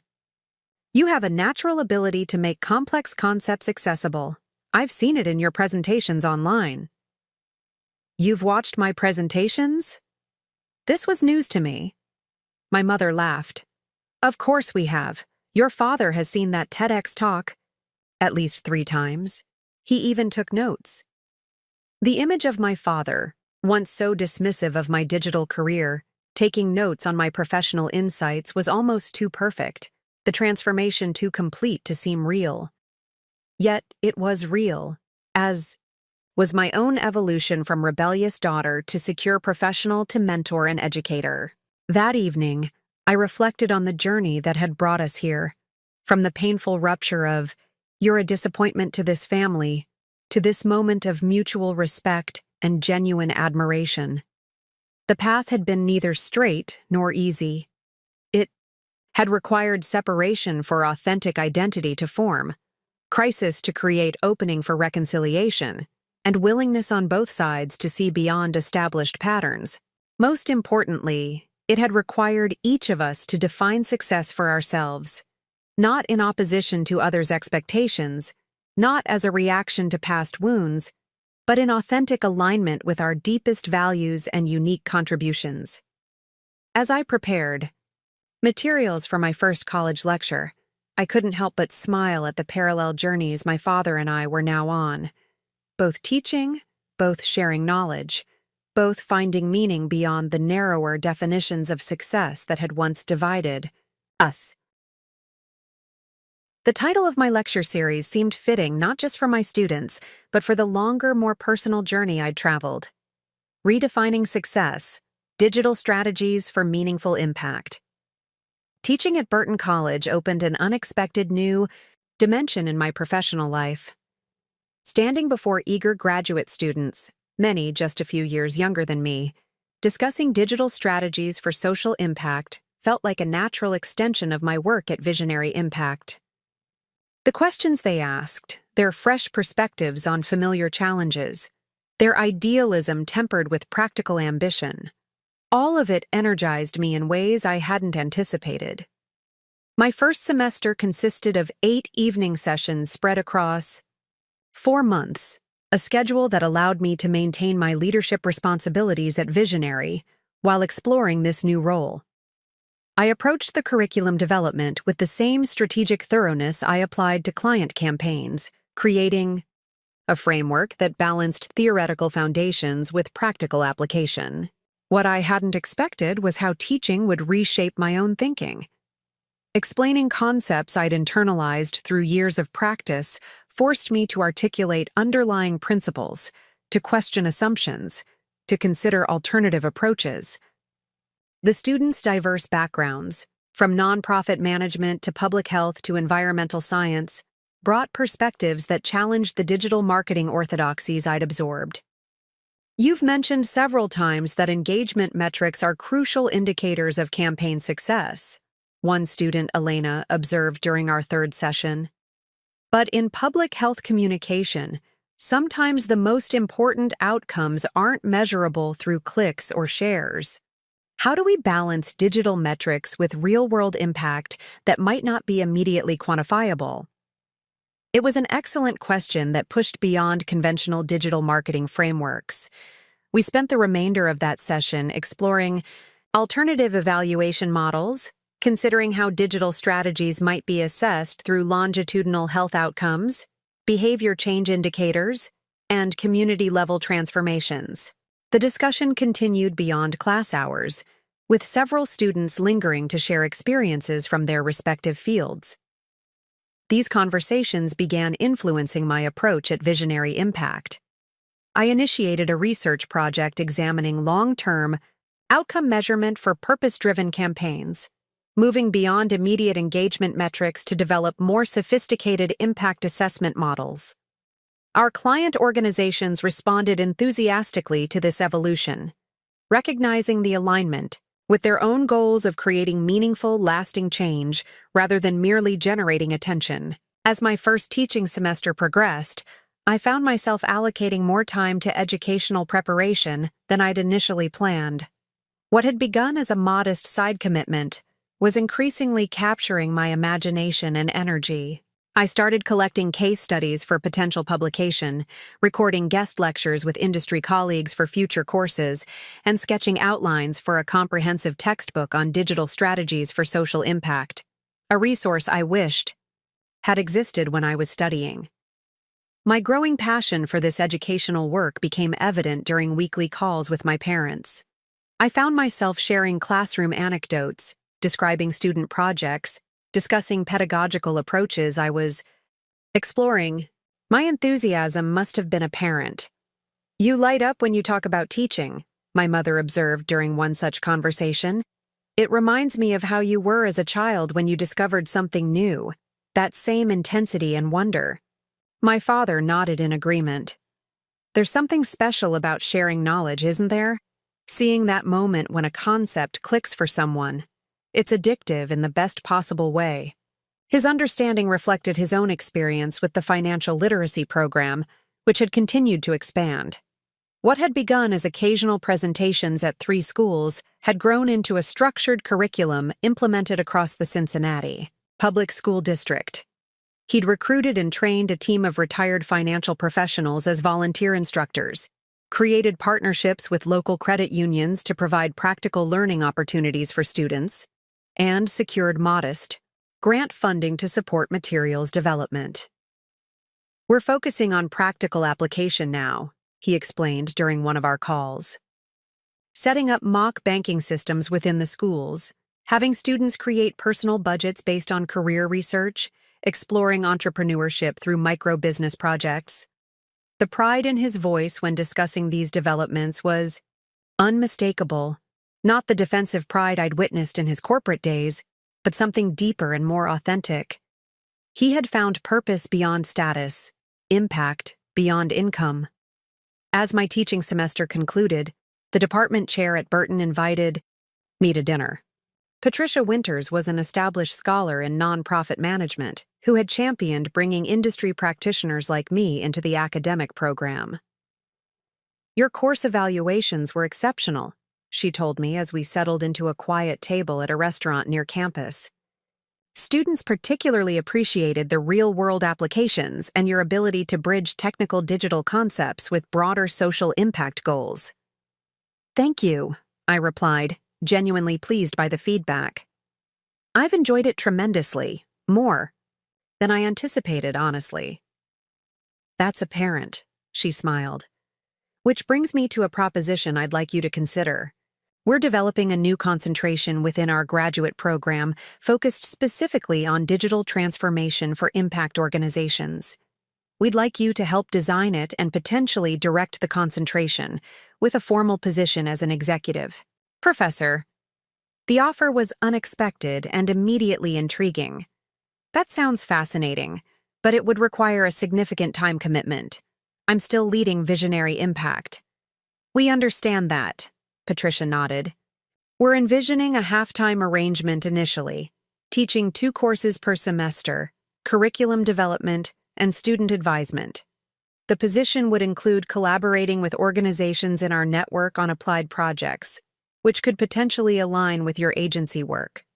She slid a formal letter across the table outlining the position details, including compensation that was surprisingly competitive with industry standards, considering the reduced hours. "Take some time to think about it," she advised. "This would be a significant shift, but based on what I've observed, it might align well with your evolving interests." Over the next several weeks, I carefully evaluated the opportunity, discussing it with Natasha and Cameron at Visionary, consulting with my therapist, Dr. Chen, and seeking advice from colleagues who had successfully bridged academic and industry roles. The prospect of dividing my professional focus between Visionary Impact and Burton College was both exciting and daunting. Each role offered distinct forms of fulfillment: the fast-paced innovation and measurable results of agency work, balanced against the reflective depth and developmental impact of teaching. The question wasn't which to choose, but whether I could effectively integrate both into a cohesive professional identity. During my deliberations, I received an unexpected email from my father. The subject line read simply, "Perspective on your decision. Your mother mentioned you're considering a teaching position alongside your agency work," he wrote. "I hope you don't mind my offering some thoughts, given my own recent experience with teaching." His message continued with remarkable insight. "Throughout my corporate career, I measured success by accomplishments that were ultimately ephemeral: quarterly results, annual bonuses, fleeting recognition. What I've found through teaching these young people is something far more enduring: the transmission of knowledge that will outlast any campaign or promotion or title." He concluded, "Whatever you decide, remember that legacy isn't built through position, but through impact. You've already demonstrated remarkable professional skill. Perhaps now is the time to consider how that skill might be multiplied through others." The wisdom and generosity of his perspective moved me deeply. This wasn't the father who had dismissed my career choices or insisted on a narrow definition of success. This was a man who had experienced profound transformation, who had faced mortality, overcome pride, discovered new purpose, and was now sharing hard-earned wisdom without imposition or expectation. After thorough consideration, I proposed a hybrid arrangement to both Visionary and Burton College. I would transition to a strategic advisor role at the agency, maintaining oversight of key client relationships and organizational direction while reducing my day-to-day operational responsibilities. This would allow me to accept a half-time executive professor position at Burton, focusing on developing the new digital transformation concentration. Both organizations responded positively to the proposal. Cameron recognized the potential benefits to Visionary's reputation and recruitment efforts through my academic affiliation, while Patricia appreciated the ongoing industry connection I would maintain. The transition wasn't without challenges. Restructuring my role at Visionary required careful succession planning for day-to-day leadership. Some clients expressed concern about reduced access to my direct involvement. My high-performing team needed reassurance about continued strategic direction and growth opportunities. Yet these challenges proved navigable with thoughtful planning and transparent communication. I identified and mentored my successor for operational leadership at Visionary Impact, introduced her systematically to key clients, and developed a structured advisory schedule that maintained strategic continuity while creating space for my academic responsibilities. By the following semester, I had settled into a new rhythm, 3 days weekly at Visionary, 2 at Burton, with flexibility to adjust as specific projects demanded. The blend proved more synergistic than I had dared hope. My continued industry involvement kept my teaching grounded in current practices and emerging trends, while the academic environment provided space for deeper research and conceptual development that ultimately benefited our agency clients. This integration of roles reflected a broader integration I was experiencing, a sense of wholeness that embraced my analytical skills and creative talents, my drive for excellence, and my desire for meaningful impact, my professional ambitions, and personal values. The fragmentation I had felt in my younger years, the sense of being torn between expectations and authenticity, had resolved into coherence. About 6 months into this new arrangement, I received another unexpected opportunity. A publisher who had attended one of my guest lectures at an industry conference approached me about writing a book based on the frameworks I'd developed for digital transformation in purpose-driven organizations. "There's a significant gap in the literature," the acquisition editor explained during our initial call. "Plenty of books on digital marketing, plenty on social impact, but very few that effectively bridge those worlds with practical strategies and measurable approaches." The timing felt serendipitous. Through my teaching and client work, I had been systematically developing precisely such frameworks, approaches that applied sophisticated digital strategies to purpose-driven work without sacrificing either effectiveness or ethical integrity. The potential book would provide a vehicle to share these methodologies more broadly, potentially influencing the field beyond my direct reach through teaching or client engagements. I began drafting an outline and sample chapters during early morning writing sessions before my regular workday began. The discipline required was substantial, but the process proved unexpectedly energizing, a chance to synthesize years of practical experience, research insights, and teaching discoveries into a coherent methodology. As I developed the manuscript, I found myself frequently reflecting on the parallels between my journey and the transformation processes I was describing for organizations. Both required honest assessment of current reality, clarity about core values and purpose, willingness to challenge established patterns, and courage to pursue authentic alignment even when the path wasn't clearly marked. These reflections made their way into the book's introduction, where I shared glimpses of my personal and professional evolution as context for the frameworks I was presenting. The publisher responded enthusiastically to these elements, encouraging me to weave personal narrative throughout the more technical content, creating a book that was simultaneously practical guide and inspirational journey. During this intensive writing period, my regular visits to Cincinnati became important anchors. The relationship with my parents had continued strengthening, evolving from tentative reconciliation to genuine friendship and mutual respect. My father's financial literacy program had received regional recognition, expanding to neighboring school districts through partnerships with the state education department. My mother had discovered new purpose through volunteer work with a literacy program for immigrant families, applying her organizational skills and warm interpersonal approach to community building. Witnessing their reinvention in their 60s, finding meaningful contribution beyond traditional retirement expectations, inspired me. They had moved from defining success through status and accumulation to measuring it through impact and legacy.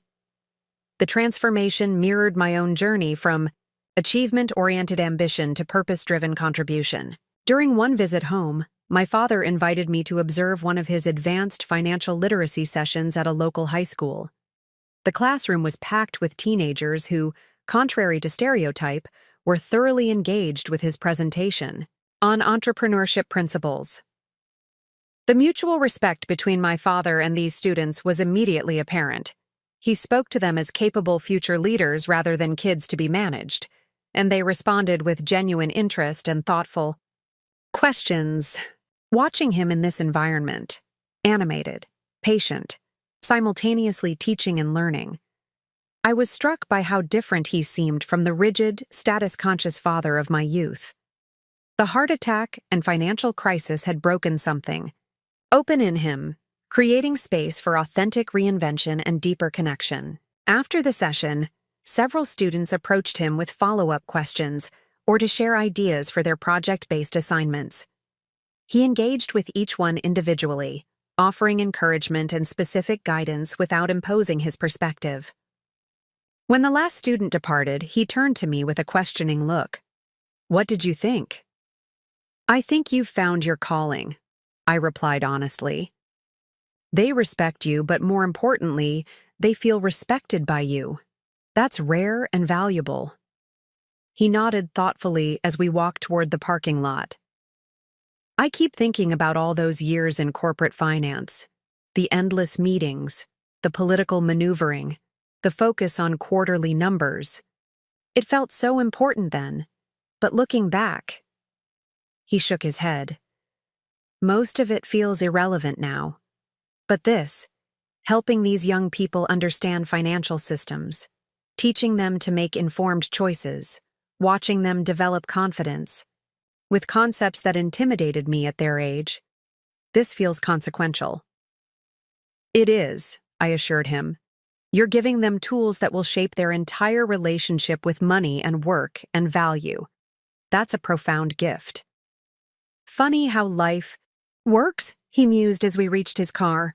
"I spent decades trying to accumulate credentials and titles, and now the work that means most to me comes with no official position or compensation." He paused, then added, "I understand your choices better now, Alexis. Why traditional success? Metrics weren't sufficient for you. Why you questioned the paths we presented as inevitable." His words represented a completion of sorts, full acknowledgement of the validity of my early resistance to conventional definitions of achievement. Not that I needed this validation anymore, but there was healing in having it offered freely. An affirmation of mutual understanding across our different journeys. That evening, as we sat on my parents' back porch after dinner, my mother broached a subject they had been hesitant to discuss since the initial financial crisis. "We have some news," she began, exchanging glances with my father. "We've decided to sell the house." The announcement surprised me, given how adamant they had been about staying in their longtime home during the aftermath of my father's heart attack. "The mortgage is still substantial," my father explained, "and maintaining the property requires more effort and expense than makes sense for just the two of us now. We've found a smaller home in a community closer to downtown, walking distance, to shops and restaurants, lower maintenance requirements, and a significantly reduced monthly payment." "It's a lovely townhouse," my mother added. "With a small garden I can manage easily, and the equity from this house will allow us to clear the remaining debt we owe you, with some left over to create a modest emergency fund." The practicality of their decision reflected significant growth, a willingness to adapt to changing circumstances rather than clinging to status symbols or familiar patterns. They were choosing financial health and simplified living over maintaining appearances, or preserving the family home for sentimental reasons. "That sounds like a wise decision," I told them sincerely. "The financial peace of mind alone would make it worthwhile." "There's something else," my father continued. "We want to establish a small foundation with some of the proceeds. Nothing elaborate, just a structured way to support the financial literacy program's expansion. Create an entity that can accept donations, provide modest stipends for instructors expanding to new schools, develop and distribute materials. The vision reflected how deeply committed he had become to this work, not as a retirement hobby, but as a meaningful legacy. He was thinking beyond his personal involvement to create sustainable impact. I could help with that, I offered, setting up the structure, creating digital infrastructure, developing a simple but effective brand presence. It's exactly the kind of project Visionary Impact specializes in. We were hoping you might say that, my mother smiled. We'd want to compensate your team properly, of course. Consider it my contribution to the foundation, I replied, a way to support work I believe in.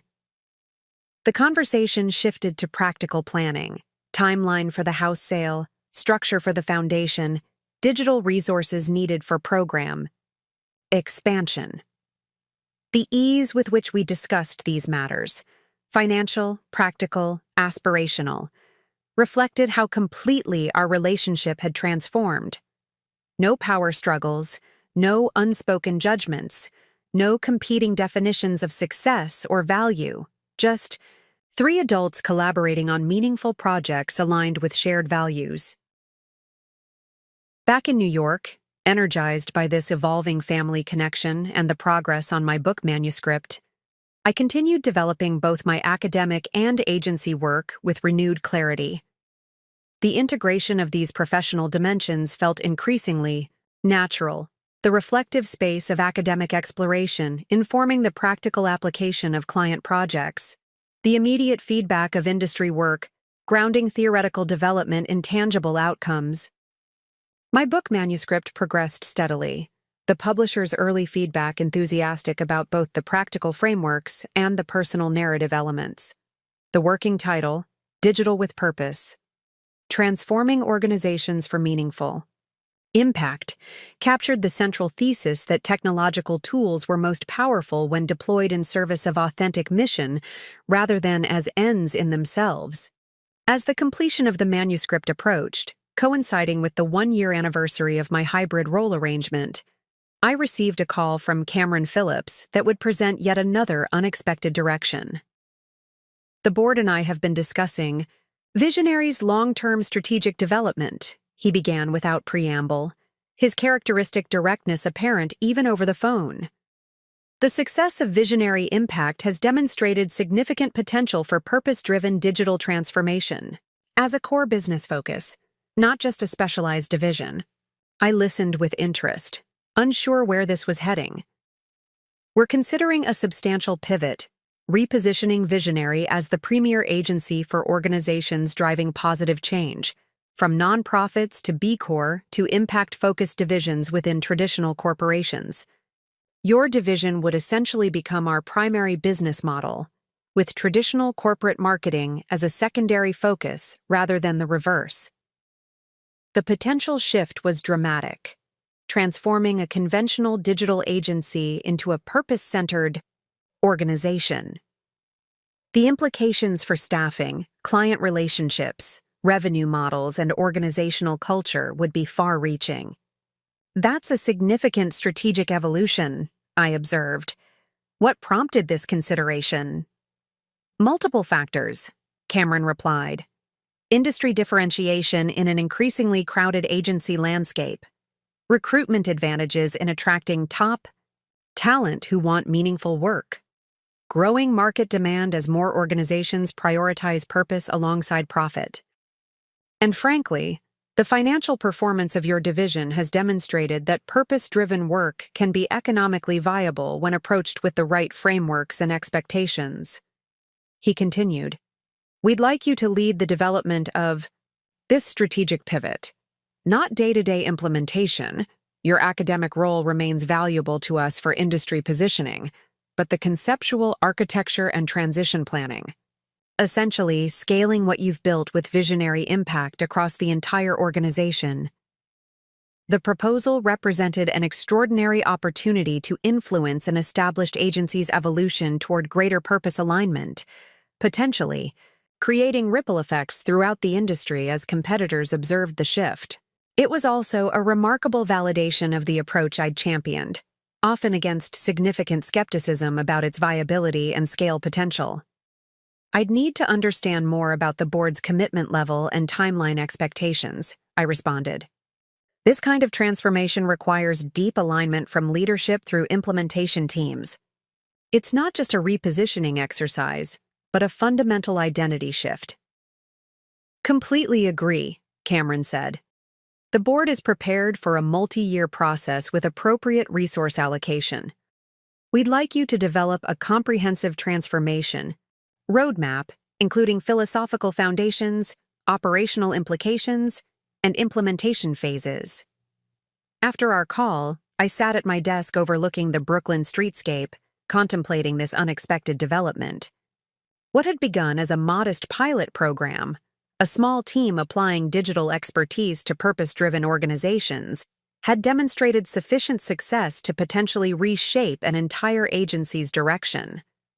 The vision I had championed was proving not just morally compelling, but commercially viable at scale. The significance wasn't lost on me. This wasn't just professional validation, but affirmation of the underlying values that had driven my initial rebellion against conventional paths. The questioning nature my parents had once found so problematic had become a catalytic force for organizational transformation. The resistance to established norms that had made me the difficult daughter was now recognized as necessary for meaningful innovation. That evening, I called my parents to share the news about Visionary's potential, strategic pivot, and my role in shaping it. Their genuine excitement and understanding of its significance touched me deeply. It's not just a career achievement, my father observed. It's validation of your entire approach to professional contribution. That meaningful impact and business. Success aren't opposing forces, but can be mutually reinforcing when aligned correctly. My mother added, I remember how frustrated we were by your constant questioning, always wanting to understand why things were done certain ways, never satisfied with, that's just how it's done. Now I see that impulse as your greatest strength. You've never accepted artificial limitations or false dichotomies. Their perspective reflected how completely our relationship had transformed, from parents who had once seen my questioning nature as problematic rebellion to adults who recognized it as principled discernment, from a family that had rejected me as a disappointment to a supportive community celebrating my unique contribution. As I contemplated this latest opportunity, helping transform an established organization toward greater purpose alignment, I realized it represented the integration of everything my journey had taught me. The courage to question established norms, the persistence to demonstrate alternative approaches, the strategic thinking to create viable transition paths, the communication, skills to bring others along on transformative journeys. What once had been viewed as rejection of tradition had evolved into creation of new traditions. What had begun as rebellion against limiting definitions had become expansion of possibility for others. The path that had once separated me from my family had ultimately created new common ground based on deeper values and authentic purpose. The daughter who had been kicked out for being a disappointment had found her own definition of success, one based not on external validation or predetermined paths, but on authentic contribution and purposeful impact. When her parents later sought her help with debts, they found not just financial assistance, but a model for meaningful reinvention in life's later chapters. The circle had closed, not through compromise or surrender of authentic self, but through mutual growth toward shared values expressed through different paths. The reconciliation wasn't about returning to old patterns, but about creating new connections based on respect for each person's unique journey and contribution. As I ended the call with my parents and returned to work on my book manuscript, I felt a profound sense of integration, of past and present, of professional achievement and personal values, of individual fulfillment and collective contribution. The journey from rejection to reconciliation had transformed not just our family relationships, but our individual definitions of purpose, success, and meaningful legacy. The disappointment had become the catalyst. The separation had enabled authentic growth. The crisis had created opening for new connection. The personal transformation had sparked organizational innovation.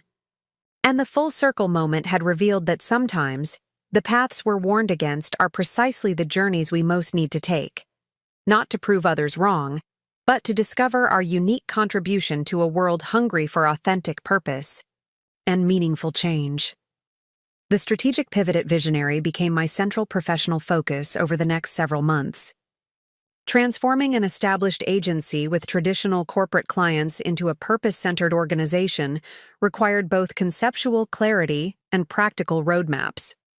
I assembled a cross-functional team of strategists, creatives, and operational leaders to develop a comprehensive transformation plan, breaking the process into manageable phases with clear objectives and metrics. The work was complex and demanding, requiring careful balancing of commercial viability with authentic purpose, alignment. We needed frameworks for evaluating potential clients against impact criteria, processes for reorienting existing client relationships, staffing models that valued purpose expertise alongside technical skills, and measurement approaches that captured meaningful impact beyond conventional performance metrics. Throughout this intensive planning period, I maintained my teaching responsibilities at Burton College, finding that the academic environment provided valuable space for deeper examination of the principles guiding Visionary's transformation. My graduate students became thoughtful sounding boards, raising important questions and considerations from their diverse professional backgrounds. How will you address the inevitable tension between financial goals and impact priorities when they conflict? Asked Marcus, a mid-career professional transitioning from corporate finance to nonprofit leadership. Even with the best intentions, those pressure points will emerge. His question led to robust classroom discussion about decision frameworks for navigating such tensions, discussions that directly informed the governance models we were developing for Visionary's transformation. The academic context allowed for exploration of nuanced scenarios without the immediate pressure of implementation, creating space for deeper thinking that ultimately strengthened our approach. The manuscript for my book progressed alongside these professional developments, the three streams of work: Visionary's transformation, my teaching role, and the book project, informing and enriching each other in unexpected ways. Concepts developed for the agency's strategic pivot became case studies in the manuscript. Classroom discussions generated frameworks that informed both the book and the transformation strategy. The book's central thesis about purpose-driven, digital transformation provided philosophical grounding for the agency's strategic direction. This integration of professional dimensions reflected the personal integration I had achieved, no longer compartmentalizing different aspects of my identity, but experiencing them as complementary expressions of core values and purpose. The fragmentation I had felt in my younger years, torn between external expectations and authentic calling, had resolved into coherence. After 4 months of intensive development, we presented the comprehensive transformation plan to Visionary's board. The strategy outlined a 3-year process for repositioning the agency, beginning with internal culture transformation and capability building, progressing through client portfolio evolution, and culminating in full market repositioning as the premier digital partner for purpose-driven organizations. This is more thorough and thoughtful than I anticipated, Cameron acknowledged after the presentation, the board members nodding in agreement. Most importantly, it acknowledges both the challenges and opportunities with equal clarity. We're not approaching this with naive idealism, but with strategic optimism. The board approved the plan with minor modifications, allocating substantial resources for the first phase of implementation. While I would maintain strategic oversight of the transformation, we appointed a dedicated implementation leader to manage day-to-day execution, allowing me to continue my balanced role between Visionary and Burton College. With the transformation, plan approved and initial implementation underway, I was able to refocus attention on completing my book manuscript. The The publisher had set an ambitious timeline, aiming for release to coincide with a major industry conference where I had been invited to deliver a keynote address. A perfect platform for introducing the book's core concepts to key audience segments. Writing the final chapters proved unexpectedly emotional. As I articulated the principles and frameworks I had developed through years of practice and refinement, I found myself reflecting on the journey that had led to these insights. The early rebellion against conventional paths, the painful break with family expectations, the professional exploration that had revealed deeper purpose, the reconciliation built on mutual growth and respect. These personal elements became the connective tissue of the manuscript, transforming what might have been a conventional professional text into a more resonant narrative about purpose-driven transformation, both organizational and personal. The editor encouraged this direction, recognizing that the integration of professional frameworks with authentic personal journey created a distinctive, compelling approach. The personal narrative doesn't dilute the practical content. It strengthens it, she observed in her feedback on the final draft. Readers understand that these frameworks emerged from lived experience and tested application, not just theoretical constructs. As the book moved into production, my parents' plans for downsizing and establishing their foundation were progressing simultaneously.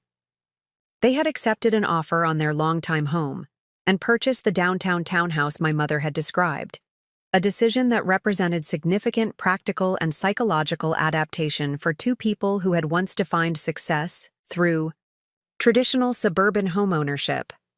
I flew to Cincinnati for a long weekend to help with the transition, arriving to find their home of 30 years in the chaotic midst of packing and sorting.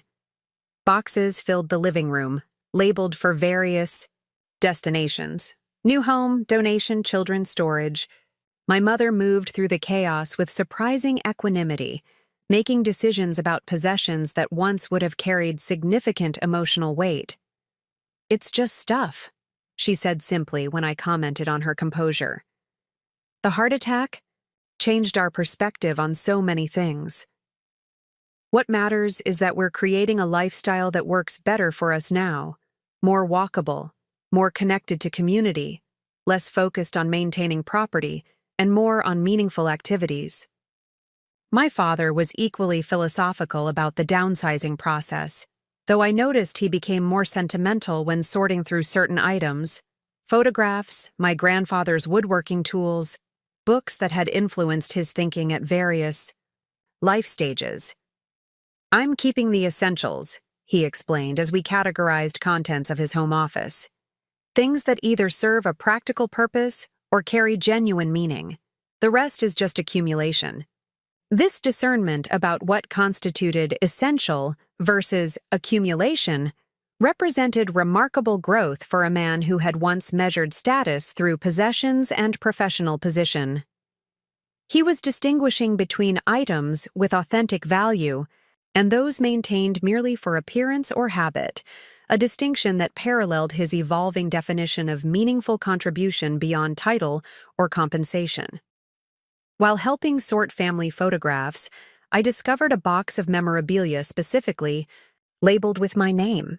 Inside were artifacts from throughout my life: art projects from elementary school, certificates and awards from middle and high school, newspaper clippings about design competitions I'd won in college, printouts of articles mentioning my professional achievements in recent years. "Your mother kept everything," my father said, watching me examine these preserved fragments of my journey. "Even during the years when things were difficult between us, she never stopped being proud of you, never stopped believing you would find your way, even if it wasn't the path we had envisioned." The collection revealed a parallel narrative to the one I had experienced. While I had felt rejection and disappointment from my parents, my mother had been quietly documenting my successes, preserving evidence of my capabilities and achievements, even as they struggled to understand my choices. The box represented decades of ambivalent love, concern and pride, disappointment and admiration, fear and hope, all intertwined. "I'd like to take this with me," I told him, carefully reclosing the box. It's a different version of my story than the one I've been telling myself. He nodded, understanding.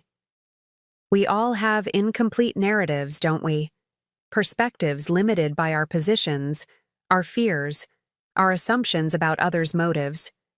It's taken me far too long to recognize that. The wisdom in his observation struck me deeply. How much of my own story had been shaped by assumptions about my parents' motives? How had my interpretation of their actions been filtered through? My need for autonomy, my sensitivity to judgment, my determination to prove my path valid?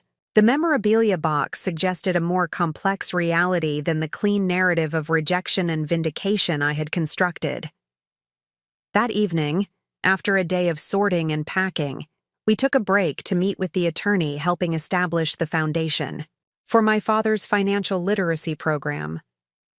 The structure was coming together, a modest but formal nonprofit entity that could receive donations, compensate instructors, develop curriculum materials, and potentially expand to school districts beyond Cincinnati. My father had named it Foundation for Financial Empowerment, focusing on the core mission of equipping young people with knowledge and skills to make informed economic choices. The attorney reviewed governance structures, operational requirements, and compliance considerations, while I offered insights about digital infrastructure and communication strategies.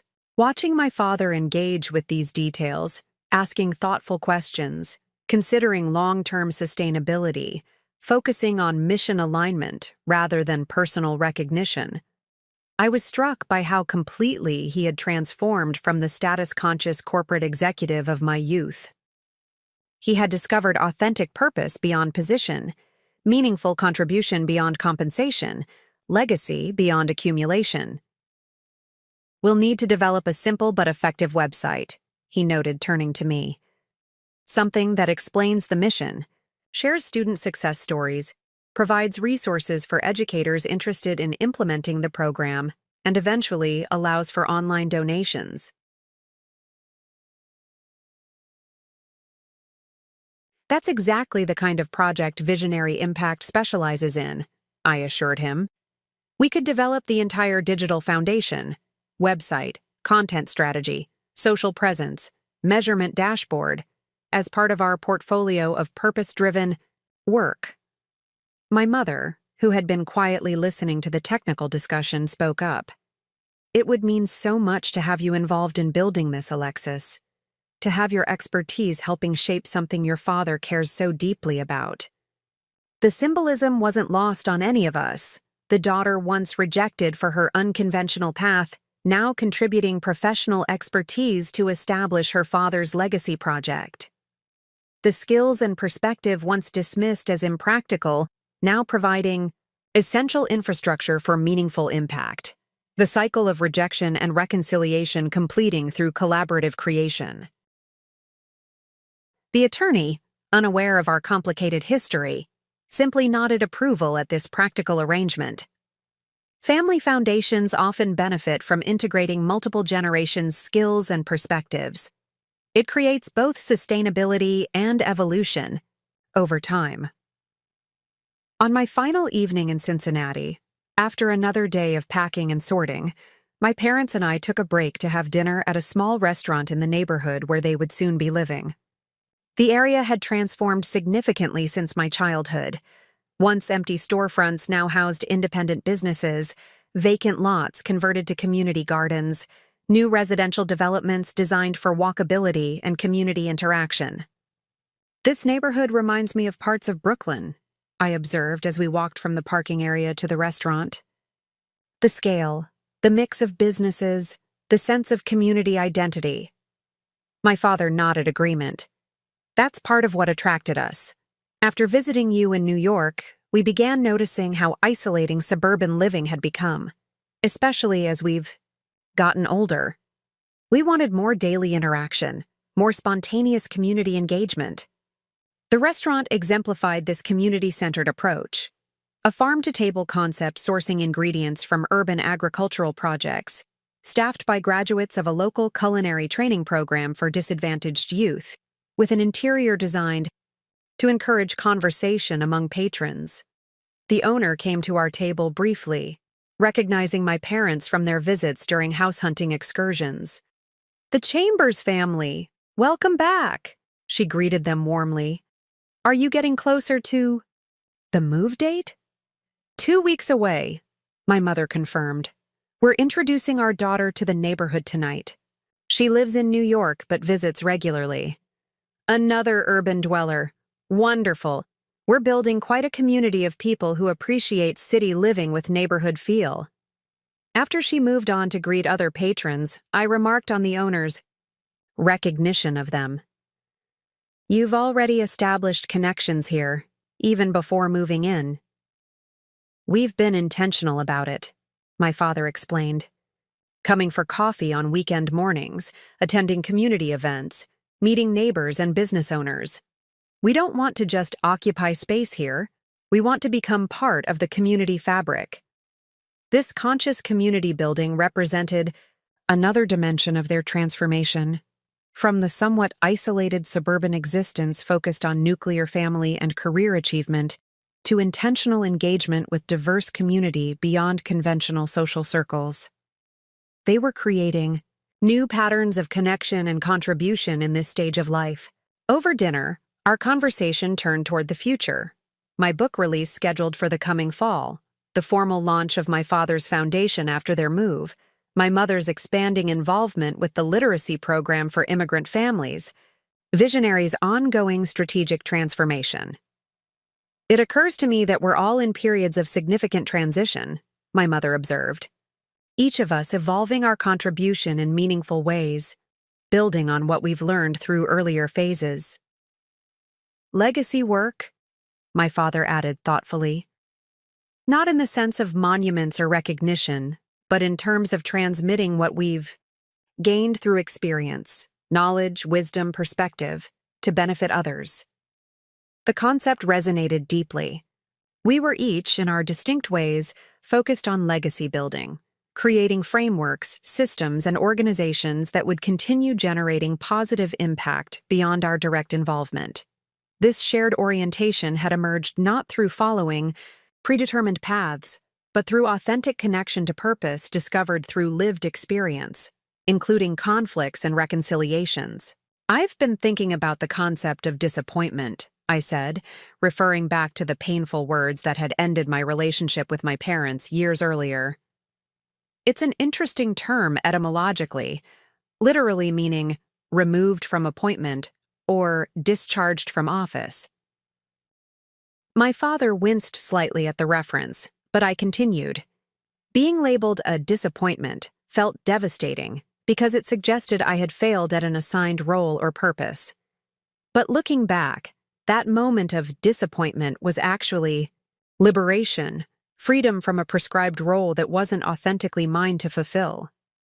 "I never should have said those words," my father acknowledged quietly. "They reflected my own limitations, not your value or potential." "I know that now," I assured him. "But what's interesting is how that painful moment ultimately freed both of us to discover more authentic purposes. Being discharged from the appointed role of successful daughter, as defined by your parameters, allowed me to find meaningful work aligned with my actual skills and values. And eventually, your own disappointment from corporate identity through health crisis and financial challenges opened space for you to discover more meaningful contribution." My mother reached across the table to take my hand. "It's remarkable how the moments that seem most devastating can sometimes be catalysts for the most significant growth, isn't it? Not that the pain isn't real, but that transformation can emerge from it when we remain open to continued evolution." Her perspective captured the essence of our family's journey, not a simple story of rejection and reconciliation, but a complex narrative of individual and collective transformation through conflict, separation, crisis, and reconnection. We had each been disappointed from prescribed roles and expectations, creating space for more authentic identity and contribution to emerge. Back in New York, I carried this deeper understanding into the completion of my book project. The final chapter, focused on legacy and sustainable impact, incorporated insights from these conversations with my parents, perspectives on how organizational transformation parallels personal evolution, how letting go of established identity creates space for authentic purpose, how legacy emerges through transmission of wisdom rather than accumulation of recognition. The book moved through final editing and production phases, scheduled for release in early October to coincide with the industry conference where I would deliver the keynote address. Early reviews from industry leaders who received advance copies were overwhelmingly positive, particularly noting the integration of practical frameworks with authentic personal narrative. "This isn't just another digital strategy book," wrote one prominent reviewer. "It's a roadmap for meaningful transformation that acknowledges the human dimensions of organizational change, the resistance to letting go of established patterns, the vulnerability of authentic purpose exploration, the integration of professional expertise with personal values." Chambers has created a unique contribution that will serve as an essential guide for leaders navigating digital transformation with purpose at the center. As publication approached, my parents completed their move to the downtown townhouse, donating or selling much of their accumulated possessions and creating a simpler, more intentional living environment. The foundation achieved formal nonprofit status, with initial funding from the proceeds of their home sale, supplemented by several local business leaders who recognized the value of financial literacy education. The digital infrastructure for the foundation became Visionary Impact's most recent project, with our team developing a comprehensive online presence that reflected the program's mission and impact while providing practical resources for students, educators, and potential supporters. The project exemplified the kind of purpose-driven work that would become Visionary's primary focus through the strategic transformation. Working on this project for my father's foundation brought our personal and professional reconciliation full circle. The digital skills he had once dismissed as impractical were now essential to establishing his legacy initiative. The career path he had once feared would lead to financial instability was now creating sustainable infrastructure for financial education. The daughter once labeled a disappointment was now a respected partner in building meaningful impact. The foundation's official launch coincided with the beginning of the school year, marked by a modest ceremony at the high school where my father had first begun teaching financial literacy classes. Local education officials, business leaders, and media representatives attended, along with students who had benefited from the program during its pilot phases. I flew to Cincinnati for the event, watching with pride as my father addressed the gathered community. His remarks were humble yet purposeful, focused on the students rather than his own journey or contribution. "Financial knowledge is a form of power," he told the assembled group. "Understanding how money works, how to earn it ethically, manage it wisely, invest it strategically, and share it meaningfully, creates freedom to build the life you truly want rather than the one dictated by economic necessity or consumer pressure." He continued, "My generation often measured success through accumulation and status. What I've learned, partly through my own mistakes and partly through watching these remarkable young people engage with these concepts, is that true financial empowerment isn't about gathering the most resources, but about aligning economic decisions with authentic values and purpose." His evolution was evident in every aspect of his presentation, from the content focusing on empowerment rather than conformity to his relaxed, authentic delivery style to his genuine engagement with the students he invited to share their experiences. He had transformed from a rigid authority figure imposing narrow definitions of success to a humble mentor, supporting others in discovering their own paths to meaningful achievement. Up next, you've got two more standout stories right on your screen. If this one hit the mark, you won't want to pass these up. Just click and check them out, and don't forget to subscribe and turn on the notification bell so you don't miss any upload from us.